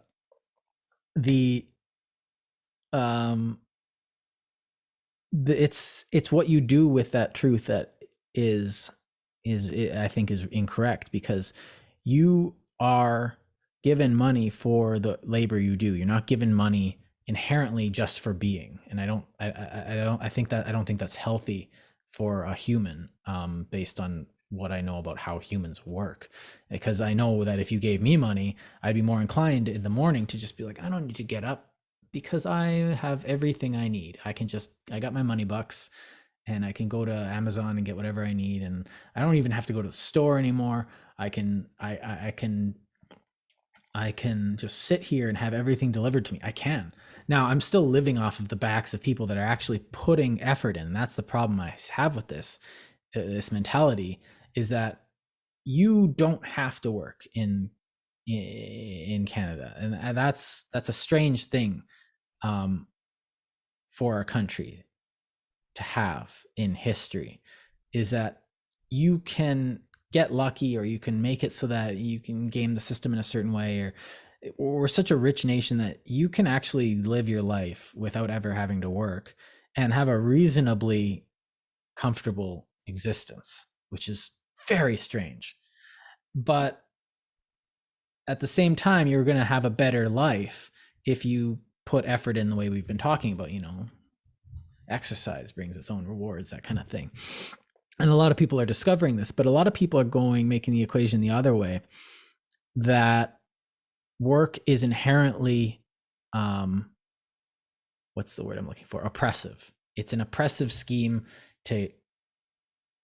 that is a kind of neo-slavery that allows people to exploit the labor and effort of those that shouldn't need to do effort. Now, this is a bastardization of the, any hierarchy we have in a workplace, where you see like you could define any workplace as like a feudal structure, or owing fealty up the line, or a a system of slavery where you have to. But the problem is that we have free choice in this society. In a place like, say, Saudi Arabia, I'd be inclined to maybe actually agree with that, because those slavery's legal there, period. So and the thing I have is that you have this thing here, and I've been bringing it up, is this anti-work thing, and I've got it up right here, and all of it is I shouldn't have to work, I got fired for stupid reasons, and it's kind of just actually sour grapes and complaining about capitalism, the thing that they aren't willing to integrate into. And so we maybe talk about that in a separate episode then, like on work or something. Yeah, I don't think the two terms are synonymous. No, but what I'm saying is that, okay, I'll bring it back to effort then.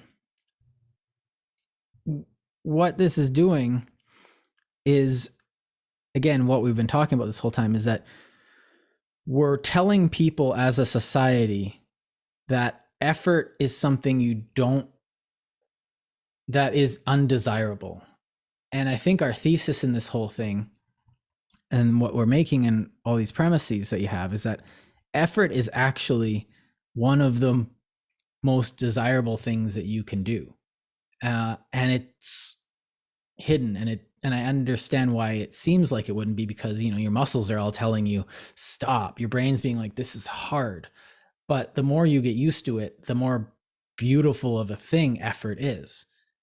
The qualm that I have is that we're not acting as a society like this is the case, and a few people are saying it, but it's few and far between.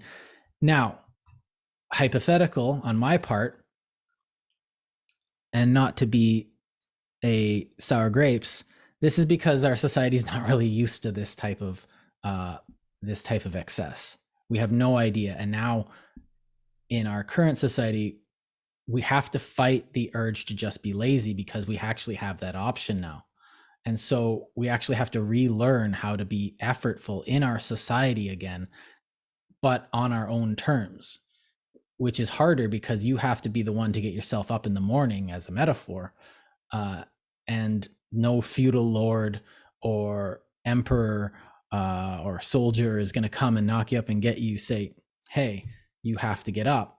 We are in a society of wealth, but also personal responsibility. And now we all have to get ourselves to work, which is frankly a lot harder than just get to work, you drone, because then you don't have to think.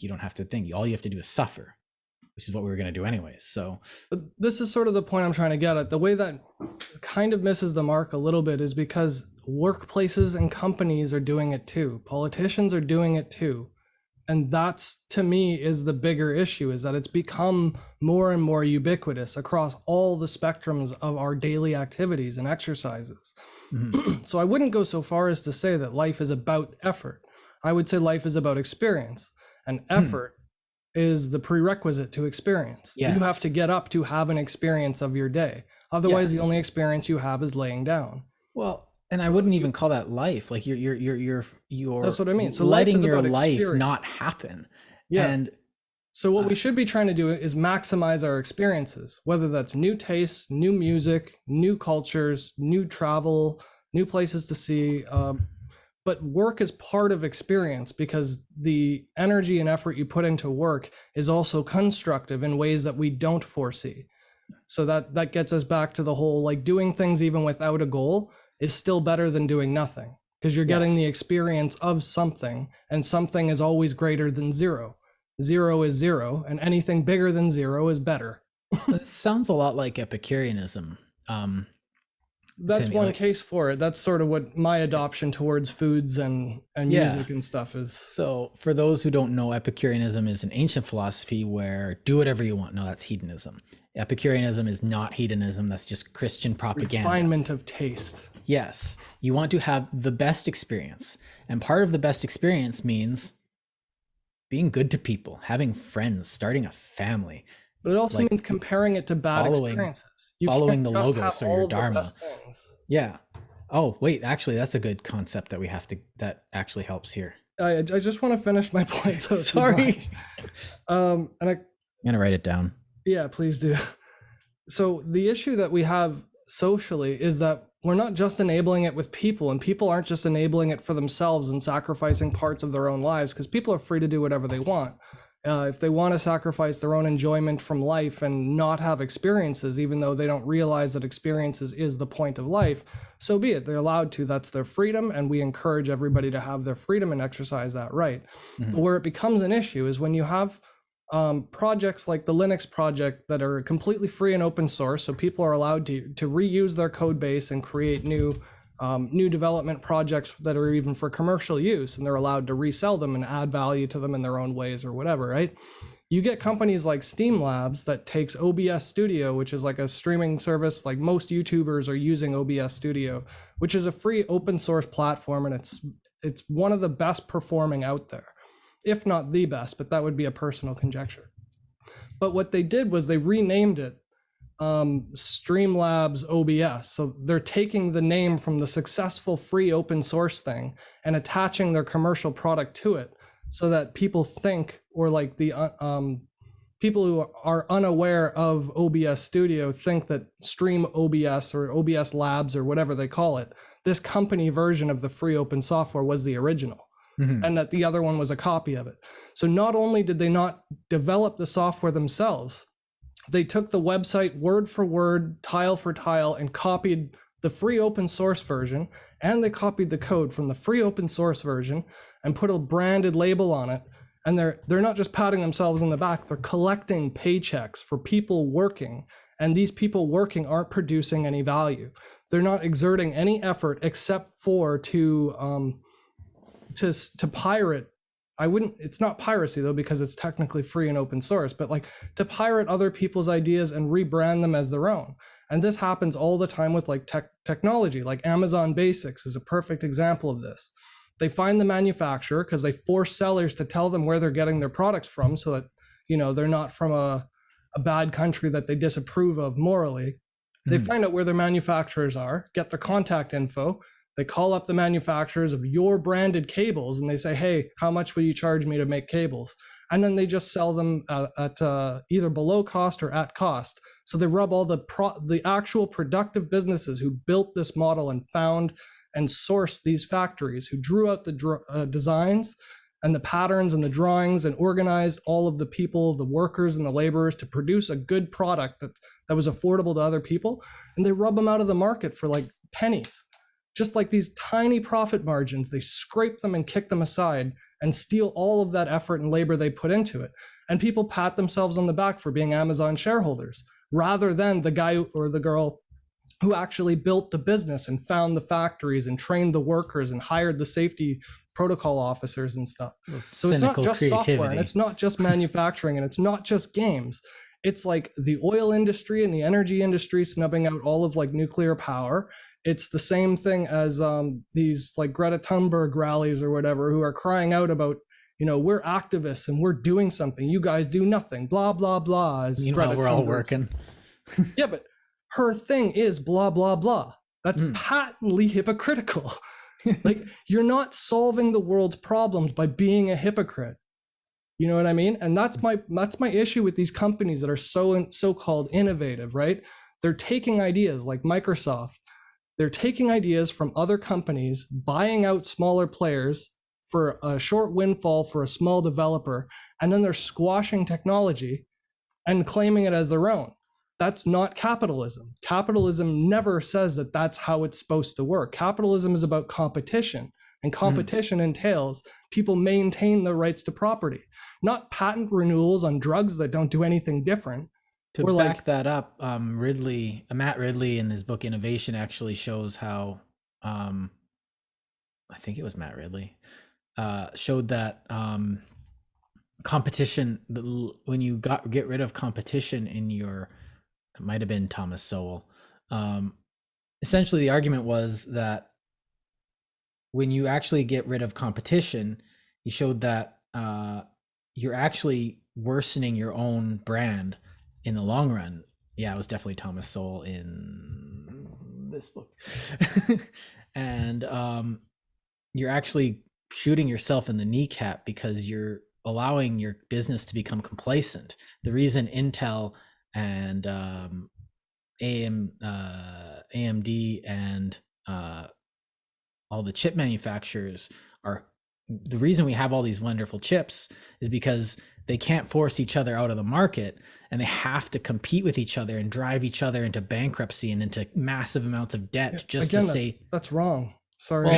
Well, no, but like they're going into debt because it's just like we need to innovate, and the competition. They're not innovating. Intel hasn't innovated in over 10 years. They're using the same 14 nanometer process node, and they're just calling it a 7 now because they couldn't come up with a new process. The fact that Intel is existing is causing other companies to actually do the innovating, and Intel's going to fail because they own patents on the x86 instruction set that every chip maker has to use. So then they start using ARM. What's ARM? That comes from the Acorn computer developed in 1984 that IBM ripped off.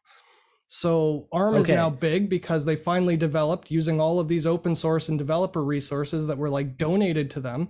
And now Apple's using ARM chips, and ARM is better than Intel chips. Apple ditched Intel to pick up ARM, not because Apple innovated or created something useful with all of their billions of dollars and with all of the high-tech genius that they hire at their company. They took it from independent small company developers and just own the intellectual rights to it. Okay, it's like Microsoft with spreadsheets, or like with Windows. They're now building Windows on top of a Linux kernel because they could never figure out how to get a working Windows to work. But better example then, you get something like EA with, releasing a bad product every year with their sports games, and that's all they know how to do. And they've got a good business model, I guess, but there's nothing new coming out of that. And if someone comes around and comes with a new if they actually get competition for sports games, EA is going to actually probably lose a massive amount of market share. But EA owned the rights to the names of the teams and the players, so nobody else was allowed into the market.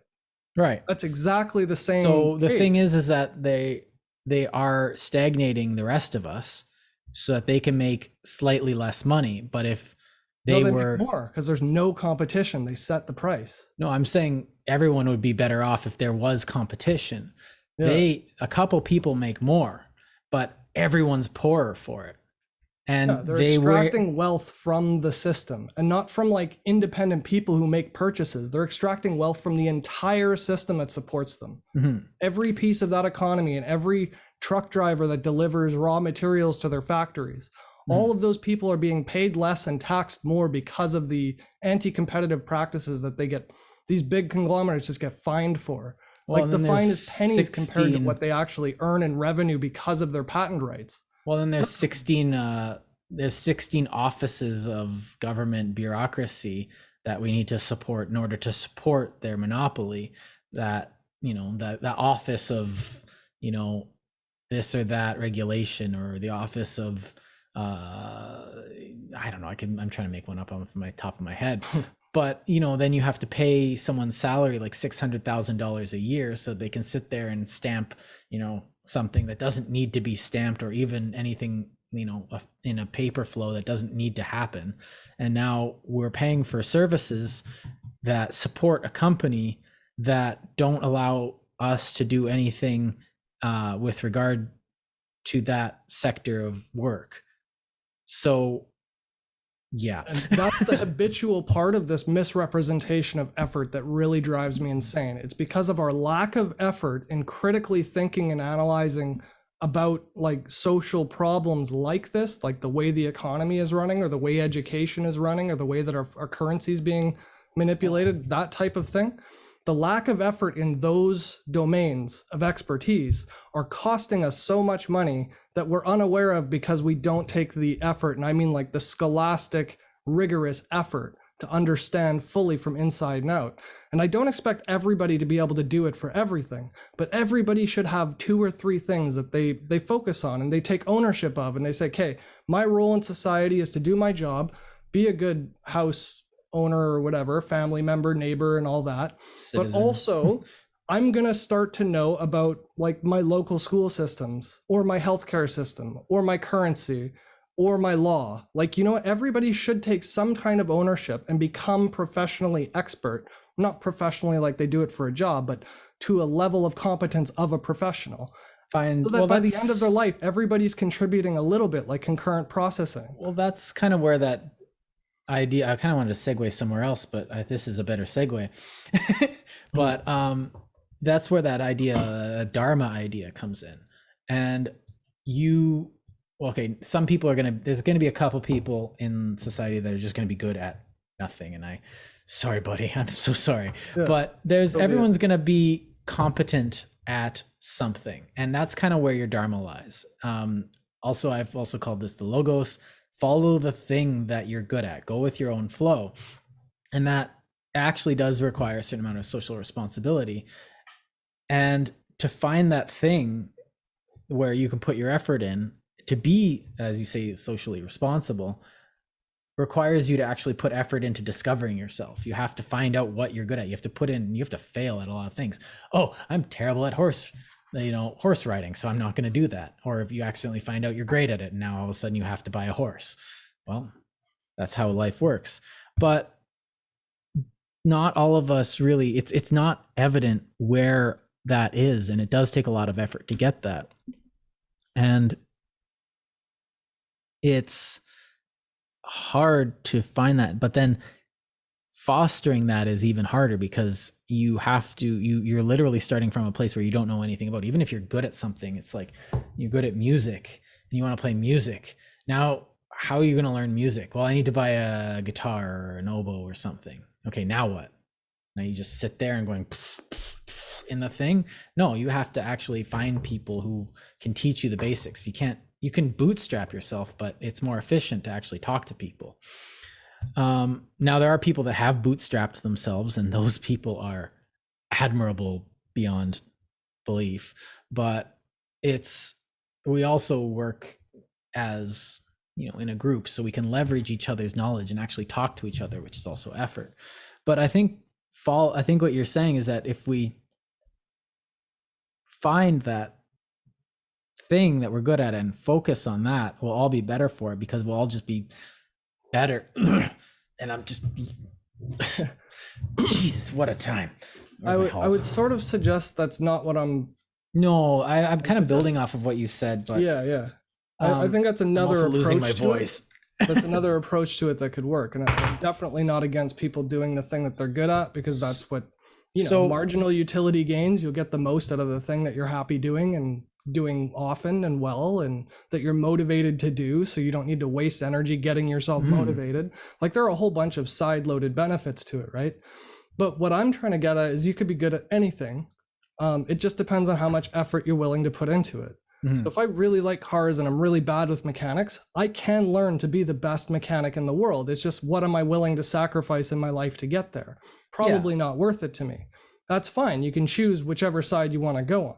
But what I'm saying is, everybody should make the effort to become expert at something socially relevant so that they can contribute to the betterment of the species. Every single person now, in an age where we're all so wealthy, and I don't just mean that like abstractly or whatever, I mean like people used to die of starvation, they don't anymore in Canada. Like that type of thing. But that doesn't mean that there's just an abundance of food. Some people are scraping tooth and nail to feed their children. That's There was wrong. a guy in Let's school fix that got scurvy. That was his fault. Fixing it doesn't mean you read one article and tell everyone you're an expert. Fixing it means that you consistently apply effort to become good at it, regardless of your natural talent. And if you're not good at writing and you have to write letters in order to get the type of reaction you want from your politicians, you learn how to write letters too. You become an expert at that thing, and you learn how to write letters, even if it has nothing to do with your job, because that's what a responsible, mature civilian should be doing. And I'm not saying we shouldn't have any leisure time or anything like that, but it's like you said, we should work for it. Do that 10 a.m. gaming session after you spent half an hour doing that thing that you chose to be good at for your whole life. Spend half an hour doing that and 2 hours playing games. Like, nobody's asking you to cut your leg off for the sake of the nation, right? Like, it's not even close to the same as the Marxist argument where like work is oppression and nobody should be working because that's oppression. Everybody would just do whatever they want, then they would figure it all out. Like, that's BS too. You need organization, you need motivation, you need discipline is key, which is what you pinned on before. But the key component to all of that, though, is having the effort, the intellectual effort to object to things that are just knowably wrong, knowably false things, like denying climate change, denying that masks help during a pandemic when we've proven by data, independent from around the world, that masks do help. The degree is different. The degree to which it helps is different. That's debatable. But put in the effort and learn data science and figure out why there's a disparity. The mask debate's interesting too, because you have someone saying, Matt, wear a mask. And it's like, okay, I get it. I'll wear a mask. Doesn't mean I have to like it. And they're like, that was always allowed. It's like, okay, and I'm going to be bitter about it. And they're like, that's allowed too. Awesome. Fair enough. Okay, cool. And I'll wear my mask bitterly and I'll hate it. And we can talk about how much we hate wearing masks and how stupid this is. And then the other person will go, what? And so, but you know, we're wearing a mask. Then they say, you have to wear your mask outside. It's like, wait, why? Well, because there could be droplets out there. And it's just like, I'm not wearing my mask outside, especially when I'm going for a walk in the middle of the night. You know, that doesn't make sense. Like, and then they say, why? Well, because I'm 50 meters from literally anybody in this field. Well, no, it's just for, just in case. It's like, well, if I get near somebody, I'll put my mask on. Well, no, and then I have to put effort into making a conversation. If I want to actually be taken seriously on this, unfortunately, because I said, well, I don't want to wear a mask, at some point I'm slotted into some political box, but whatever, that's their problem. And so I actually have to use my brain and effort to do this. So it's always complicated and circumstantial, I guess. But the intellectual effort is there. You had to know that it makes a difference being outside versus being inside. In a confined, enclosed spaces where there's no air movement, by the data that requires a mask in order to decrease, not eliminate.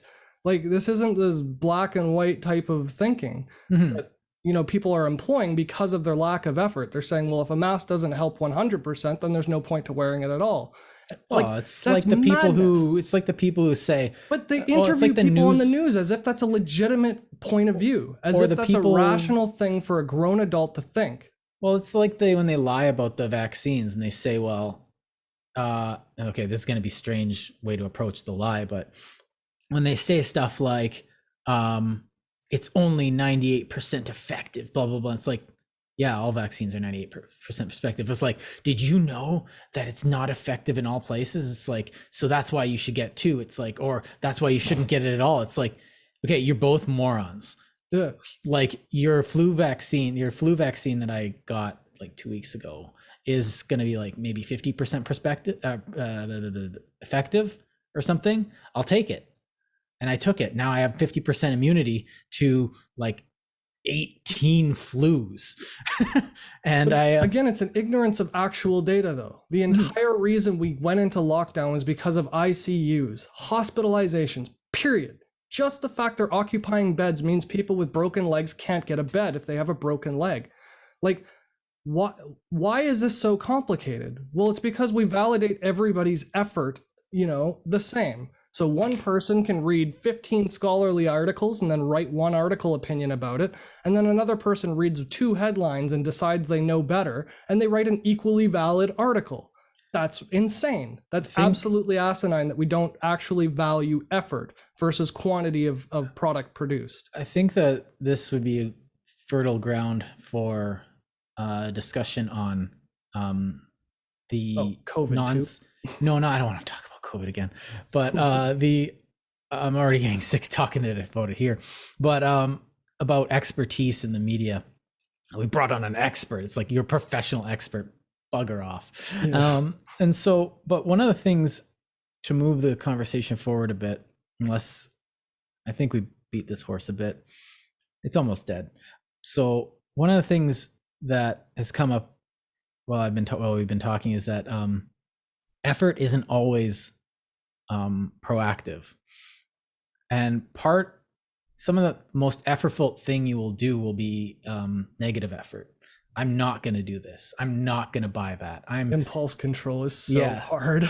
It's hard because you're just like, I want to go and, well, I'm ADHD. If anyone remembers me from high school, you remember how much of a nobody could forget you from high school. That's your answer. I was a bottle of chaos without a cork. And I luckily had, found weed early, so yeah, I only found it it was last less year. uncorked, I should say. The I needed to learn how to control, but a lot of it maybe, and like for me, this is simple. Like it takes effort to, like, you want something. Okay, I want it now. Well, you can throw a tantrum, or you can save your money and not buy it. Okay, but I want it. And so you have that delayed gratification. But then there's also stuff like, I'm indignant about this thing, rah, rah, rah. Someone said this thing on the internet. And this goes back to what we talked about yesterday. It's like, maybe don't put that Facebook post up. Maybe don't do this. Maybe stop reading the news, maybe for a bit. And, that takes effort, because everything in your body wants you to, say engage, attack, do this, or consume, buy, and you have to exhibit that control. But discourse is valuable and important. So if they post it with a comment that says, "Hey, everybody, let's talk about this article," that's productive. That's not going to happen. Right. The effort isn't there, though, right? They're not willing to have the discussion. They just want to post it and have people agree with them. Yeah. That's the effort I'm talking about. It's not the thing they're doing. It's their impetus with the thing. Yeah. It's their motivation to carry it forward or follow up, like you said, to actually do the right thing, doing the right thing, and not just be shown to do it. Mm-hmm. And a lot of times it almost seems more is like, don't do this thing. Now, to be fair, I feel like, because I don't actually know, because I've been very conscious of this my entire life due to family issues, I feel that addiction changes the equation on that to a degree that is almost unreasonable. Don't smoke it's easy for me to say, because I've never smoked and I hate the smell of cigarettes. It smells like depression and desperation, but that's what it smells like to me. But if you tell someone who smokes like 3 packs a day, don't smoke, well, it's like, it's offensive almost. Like, or if you tell a drug addict, well, maybe you should just stop taking heroin. That's why? It's because it's ignorant of their underlying conditions that lead them towards smoking. Right. But whether it's OCD or depression or like whatever else, like bipolarity or, ADHD, even just being unable to sit still without a cigarette is a thing.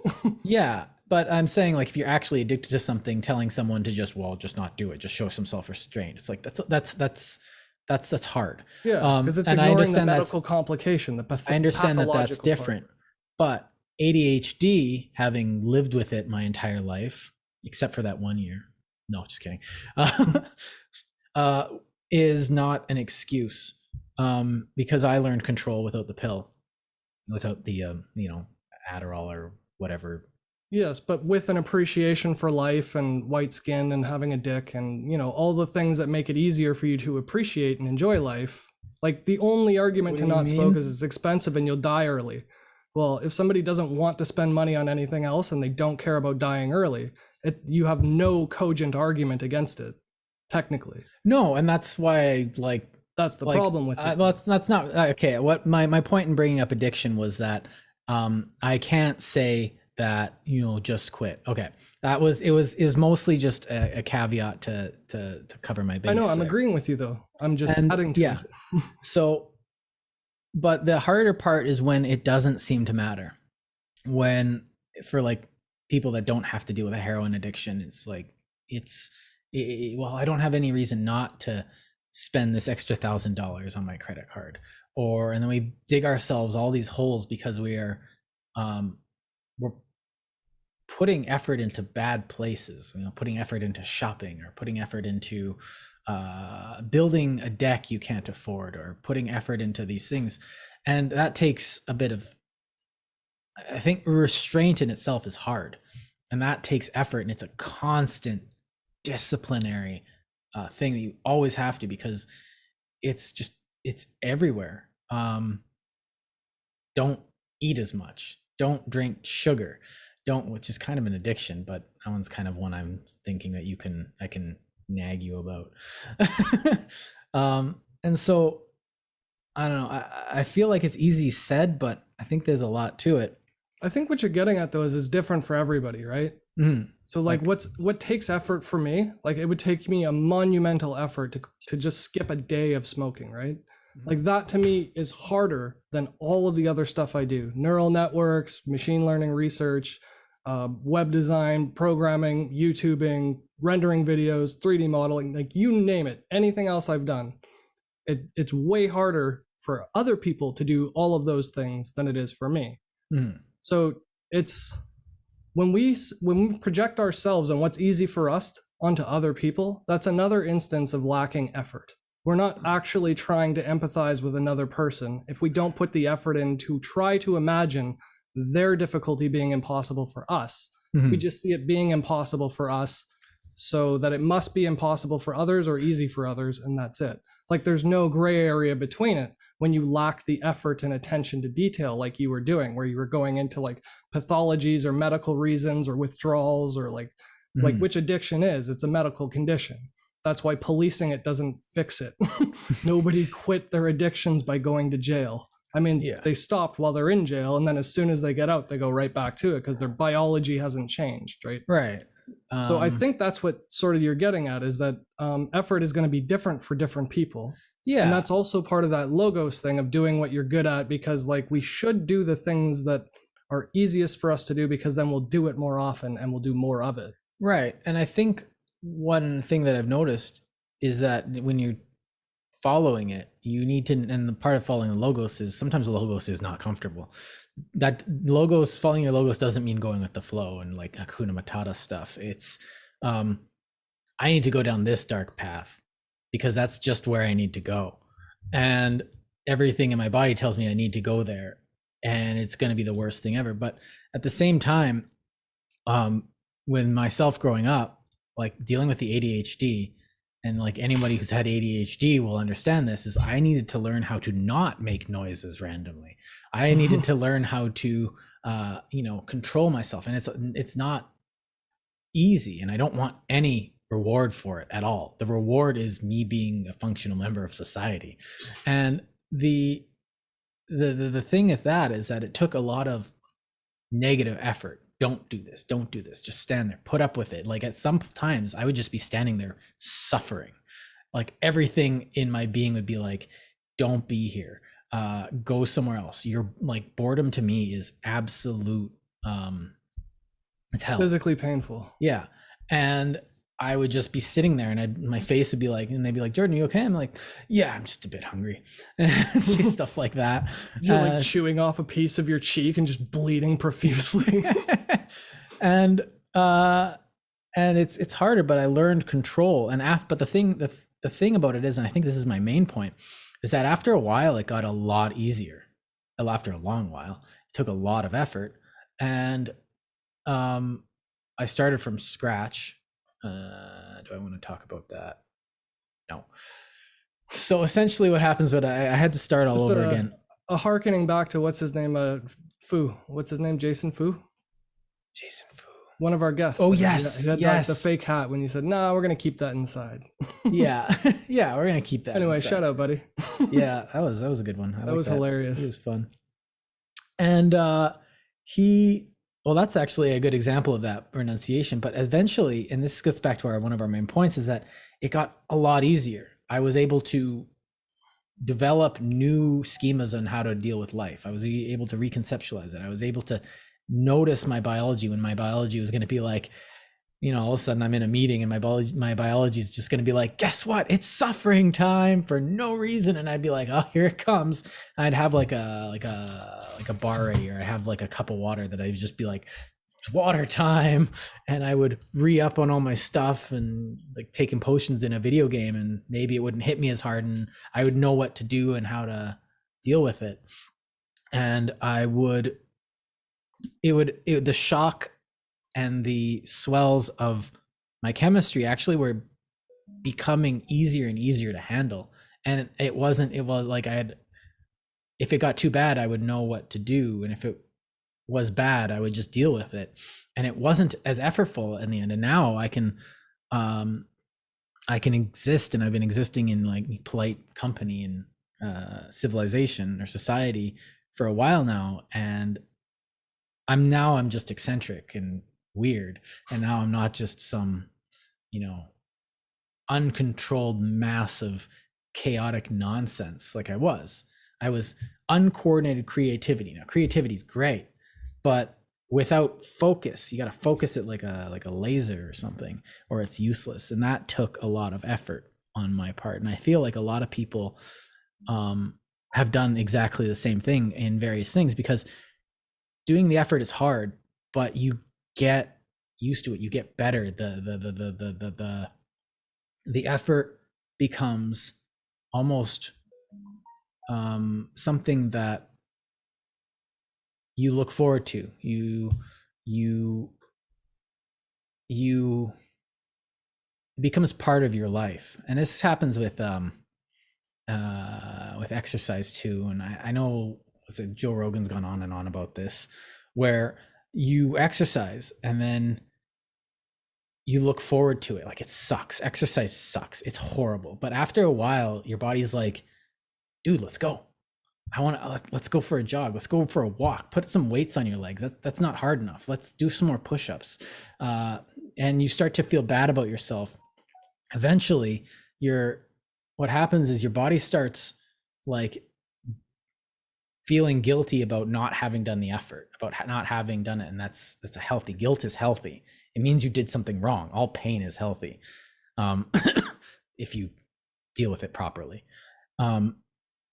And so it tells you something's not right. But when you have that good pain of effort, you look forward to it. You want to grow. It means something's good.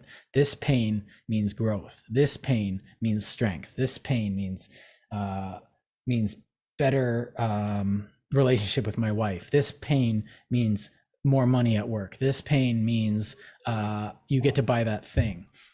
And eventually you look forward to the pain. It's not a masochistic thing. It becomes a kind of a sign on the side of the road. You're almost there. All you got to do is drive it. And I guess in total, what I'm saying is that it gets easier. I think it's a nice assumption and a wish, but it doesn't get easier for everybody. Oh, no, it doesn't get easier for everybody, but I think especially addiction. Well, if with addiction, again, like I said, I brought up addiction because addiction is something different. No, I know. And I don't really want to dwell on addiction. I'm trying to help you include the fact that it's not absolutes. Mm-hmm. That's all. I'm saying this is how a healthy individual works, because an unhealthy individual will make bad decisions for bad reasons. And like, you can be, I'm going to do this because I'm doing it because, my parents were horrible to me, and now I'm going to dig my own grave. Ha ha ha. And I'm going to throw my children in it. And like, you're putting a lot of effort into bad places. Though.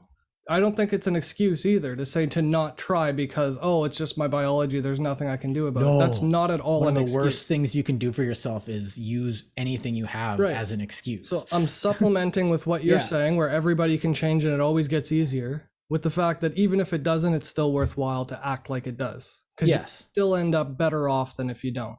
No matter what. Even if you don't get better at it and it's just as hard on the 5th day, you've had 4 days where you were more productive than you otherwise would have been. And by productive, I mean like value added to your life, like actual life quality, not just like the fact that you don't like doing that job at work.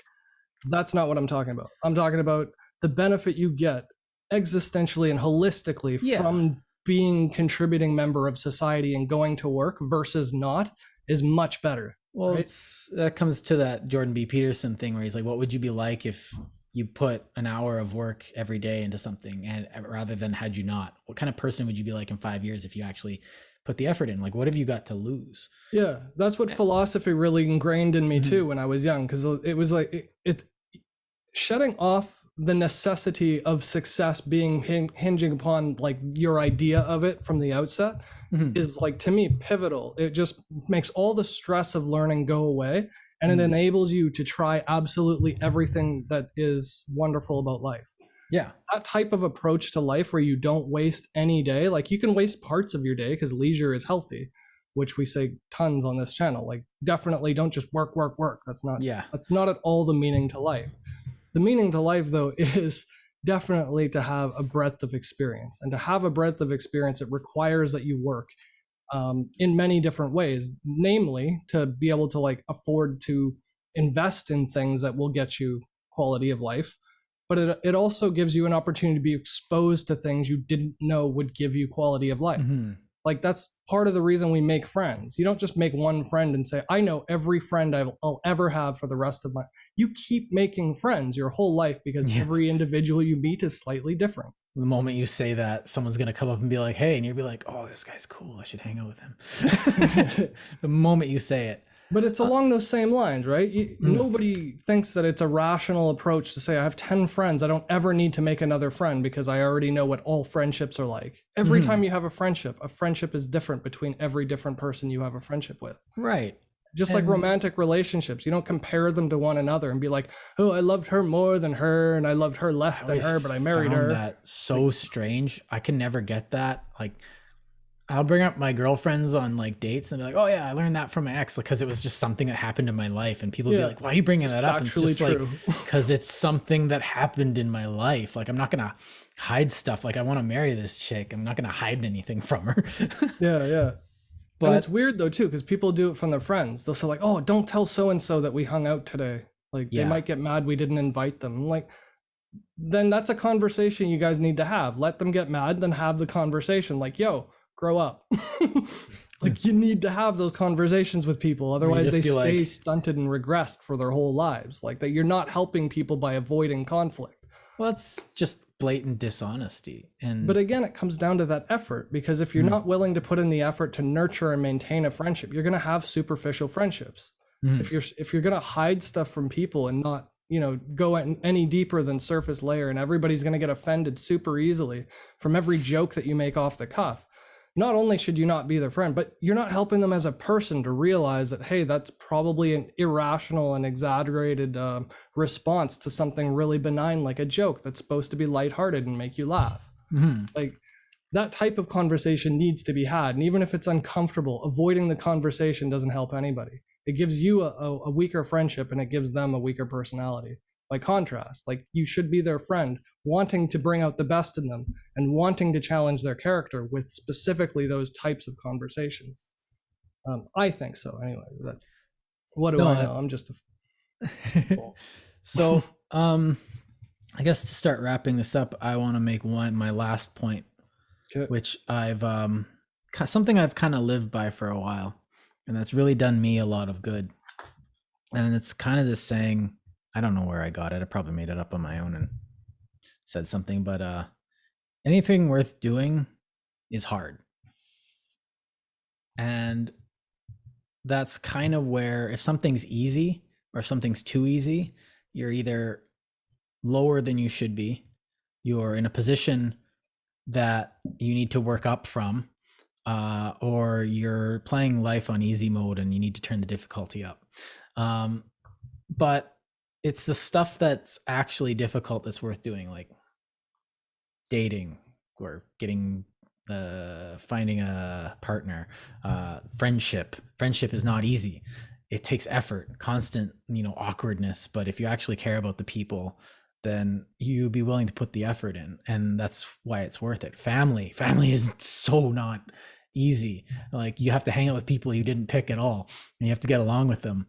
And it's hard to love people sometimes when they're spouting nonsense. But you can tell the quality of something by the type of work it is. And I always say this to people, and that sounds so weird when you say it out loud. Anything worth doing is difficult. Well, it's like, well, no, you want easy victories, but an easy victory gets you an easy prize, which is easily lost and quickly spent. So I think that's kind of the maxim I want to leave it on. I might just piggyback on that, if you'll be so kind. Yeah, get on. Hop on. I'd like to say that I think that the effort that we're talking about today, again, isn't just like the bare minimum. It's about the conceptual effort that we believe wholeheartedly we offer and award things. It's not just about the pats on the back, even though, you know, we said them over and over again. It's the idea and the mentality of the validation or the external reception of someone else's gratification, right? It's like the currency to trade, like my effort versus their effort. You know, we shouldn't have different things from the outcome. It's not about that. It's not about the effort as in you should just do this so that you'll get paid more, or quit your job and get a better job, or anything like. It's about the effort implied in the effort that is assumed that we're talking about. And I really want to drive that home, because if anybody's skipping through this episode, they probably won't get that context unless it's reiterated over and over again. So I just want to state that really clearly. But also, I wanted to mention specifically, though, like the effort that we're not seeing is crucially important. The effort that we don't see that we lack is more important than the effort that we know that we lack, because we can always just change on a dime and decide, like, today I'm gonna I don't know, run twice as far as I ran yesterday. Like, you can make those types of active change, but when you're unaware of a lack of effort, like with most people who believe that they're informed on Facebook, and I'm not just saying that because of people and anecdotally, I'm saying like Cambridge Analytica proved this. Like, we have evidence that, you know, material evidence from research, internal and external to Facebook and subsidiary companies that were using those tools. Plus, we have governments who have been employing it, like the NSA, with leaked documents proving that they've proved to be using it. Well, there's a person in my life that just kind of makes stuff up, posts online like it's a fact. Those people believe in what they're saying. They believe they've made the effort for having read a single article. And I really want to drive it home to those people, if they're listening. Just everybody should be double checking, like, how certain are you that you actually made an effort? Do you know, it may have felt hard, but does that mean that you actually did something difficult? No. Does it mean it was actually rewarding or it actually benefited you? No, you have to actually stop and think. And that part is the effort. It's the concentration, and that's the stop and think process, the philosophizing, the forcing yourself to do the uncomfortable and be in the uncomfortable spaces or in the uncomfortable dialogues or discourses, the discomfort of reading more slowly than you'd prefer because you want to actually get something out of it or apply the concepts that you're reading. All those little things that get swept under the rug or aside when you're going about your day to day. And not like just you and I, like every single person, everybody is affected by this, some more than others, obviously. Well, the tragedy of it is that, and this is the absolute tragedy of it, and this is going to be so harsh. You guys are going to think I'm an ass, but I know I'm an ass. But I trust, and I can say these things because I trust that the person I'm talking about isn't going to put the effort in to watch these podcasts, even though they're so close to me. And I can trust that it's not going to backlash on me because they don't have the willpower to actually actively listen to what I'm saying. And therefore I can say this as clearly as I want. And I can use them as an example because I know that they aren't. They are the person that won't put in that effort to actually do this and confront me about it. Now, I can handle it if they did actually read this and confronted me about it, because, well, that conversation's got to happen anyways at some point in the future. But that is the saddest thing ever, because I know someone is not putting the requisite effort into their life so much that I can speak honestly about them in public, about their failings, although anonymously. Although if you're close to me, you know who I'm talking about. Again, and I think the results and the ends actually speak for yourself, because that's going to come to a bad end for these people. And I actually have such pity for that, for the ends that these people are, the beds that these people are building for themselves. But which is actually kind of presumptuous. But at the same time, anybody who's gotten out of their little nest and found the exaltation of proper effort and the succeeding of something difficult knows what we're talking about, and probably is just sitting here and treating this like an echo chamber, be like, yes, that's what happened to me. But for those on the cusp, I think this conversation is a lot more valuable. Those people who see that something's wrong, see that the effort that they're doing isn't right, this conversation is going to be a lot more useful for them. But for people who have the blinders on and think, I just read a 100-word New York news article, and now I'm an expert on this or that. That's the tragedy. Yeah.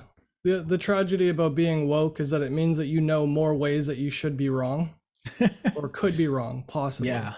That you are less woke, the fewer alternatives you can possibly imagine. Like if you can't imagine there being a rationale for somebody else to believing or changing, I think the tragedy is then flip back on yourself, because it's your own lack of effort and creativity imagining an alternative perspective that might be justified, not justified in physical material reality, but like justified within themselves, because emotions play a huge part of people's behaviors, and so does chemistry, and so does experience, and all that kind of thing. So I would hope that anybody listening would, even if they do agree, would have found some other ways that they were overlooking their own lack of effort, just as I have talking to you, and hopefully you have talking to me. But yeah, because like I said, we're not immune to it. Everybody has it. I mean, it's really easy for me to talk about data and how obvious it is that there are facts we can check, but like not everybody knows how to write a proper Google search. I grew up on the internet. It's easy for me because I've done it my whole life. I think it's irresponsible of me to be on a podcast suggesting everybody should be a data scientist, like I wish I were. I don't want that job. Yeah, I would hate it if it was my job, but doing research on the side is totally fun because I get to pick my projects and go at my own pace, that kind of thing. But I don't want to belittle or chastise people who think differently. I really want to stress that too. I want to encourage people to recognize the fact that being enlightened and woke means that you're able to recognize all the ways you might be wrong yourself. Yeah. Not just me or you, but like every single person who thinks they understand effort must have it wrong in some ways, just as I do, and just as you probably do. Yeah. Well, and what works for me isn't going to work for others. Yeah, but the open-mindedness is the hardest part, and that's the part we all trip on, and it just manifests in different ways at the end. So in the end, you'll have people who believe in homeopathy and who believe that Jesus is gonna like come back and heal your wounds if you just believe hard enough. I'm sorry, I've been sick my whole life, and I believed really strongly. It just didn't happen, and then reality hit and said, "Oh, you can make a life out of your health issues. You can do something that other people can't because you're sick." And that type of thinking is completely different and separate, but it's not like it just came to me overnight. It took a lot of deliberate soul searching through like religion and music and philosophy and work. This gets to the crux of it though. You bring up Jesus, and I think that's important. I know we got to wrap this up, but no, I think this is a good thing, is that we think we deserve stuff, and we think that we all want to be healthy all the time, but we're already on the cross. All of us are. And this is something that the actual Christians, the ones that understand Jesus properly, in my interpretation, no. Yeah. I was just going to pick at you for that. Sorry. Is that Jesus is saving us, I guess, not because, not to give us a clean slate or anything. Well, okay, that's kind of what he's doing, but he's making original sin our problem. And he's saying, I'm giving you a way out. And the way out is something that you have to do yourself. You can just love Jesus, but loving Jesus isn't just sitting there saying, oh, I love Jesus, and feeling in your heart. Loving Jesus is something you do constantly. It's an effortful thing. It's something, now this is why I'm not a Christian, because I can't follow Jesus like that. and maybe that makes me more, I don't know, but it seems to me that if you're an actual Christian, and this is why I kind of respect some Christians, is because they realize that they're already on the cross. Every single one of us are. We have nails in us. So we got the time. There's the devil and God are just sitting there waiting for us. And what we do in the meantime matters. Loving Jesus isn't just sitting there praying. Loving Jesus is using what time you have in the best manner possible. And to that, it means assuming that you're already in a tragedy and making the best of it and doing with it what you will. It's gonna be hard no matter what. What are you gonna do about it? And that's the thing. The people who are in denial of that seem to be the ones who aren't willing, who don't see the value in any effort, because they see, well, I want to start from a place of strength. I want to have it be sure that I end up in paradise. It's like, no, there's nothing. The only way you can do it is by pushing yourself forward, like we've been talking about this whole time. And I think, well, for me, that's quite a powerful thought. And we all find our places of power in our own self. But I think recognizing that we do things, and this comes back to my thought, anything worth doing is hard, and we do them because they're hard. And if it's easy, you're probably not on a good path. Or you're just not doing enough of it. Yeah. Like if your jog is easy, you're not exercising, you should be jogging more. And so not to say that you're not exercising, there's still benefit to it. But. Well, and you jog knowing that you're not going to, like, you're only going to be, like, you're not going to be healthy forever. I exercise, I'm going to be strong, and I get to a place of strength. That place of strength I'm getting to is ephemeral. Like, I'm going to get old. I'm already getting old. And I can't do what I used to do, and I have to realize that. But that doesn't mean I shouldn't keep doing push-ups. The only thing that's going to stop me from doing more push-ups every day, or doing chin-ups, or whatever my exercises are, is a doctor telling me, no, you need to put effort into resting. And I'm like, oh, that sounds hard. Yeah, and it was hard. But I had to realize that even though it's ephemeral, I still have to do it. So I'm stuck on the cross bleeding out. And we all are to some extent. But what are you going to do while you're waiting there? I don't know. That's kind of. I extend my heart though to people who struggle with like disorders they're not being treated for, like eating disorders or like bipolar or something like that, or interpersonal relationships with people that are afraid because of a condition they're not seeking help for because they think they know everything already. Yeah. I think that to me is a severe tragedy, because ignorance isn't something you can will yourself out of until you realize you might be ignorant. And it takes effort to engage in that thought process of like reassessing everything you think you know. I think that's hard for everybody though. So hopefully we encourage that type of thing through our discussions. But yeah, I think this is probably a good place to set down, because we're starting to meander a bit. But I've been trying to wrap up and you keep adding. I know, I just had a thought that I wanted to get out, and I just needed it. It needed to come out. I know, impulse control, it's impossible. Well, no idea. Like 90% of the time when I'm sitting here talking to you and I've got this face on, well, 50% of the time it's like an internal pain, but the other 50% of the time is just like, let him speak, let him speak, let him speak. Oh no, I do the same thing. I do. Oh, yeah. We're meandering again. Okay. So yeah, thanks for being patient with me as always. But this is a long form discussion, so that's okay. And if you enjoy long form discussions like this, please check out the rest of our backlog. You don't have to watch them in order. You don't have to start at the beginning, the meta episode. Don't worry about it too much. But just look through our catalog and see if there's anything you like. And usually the conversation deviates from the subject line, so don't judge a book by its cover. Like if you watch a video like conflict or I don't know, the services one or whatever, like or even inflation, like not the whole thing wasn't even on inflation, it was about like market dynamics and impositions of will. But anyway, what I'm trying to say is don't judge a book by its cover. But definitely share this with your friends if you think they're inclined to such things, or if they like long form discussion. Share this and give us a like, because algorithmic stuff or something, you know. Yeah, it'll help other people improve the quality of their lives. Mm-hmm. The more you like and share. Yep.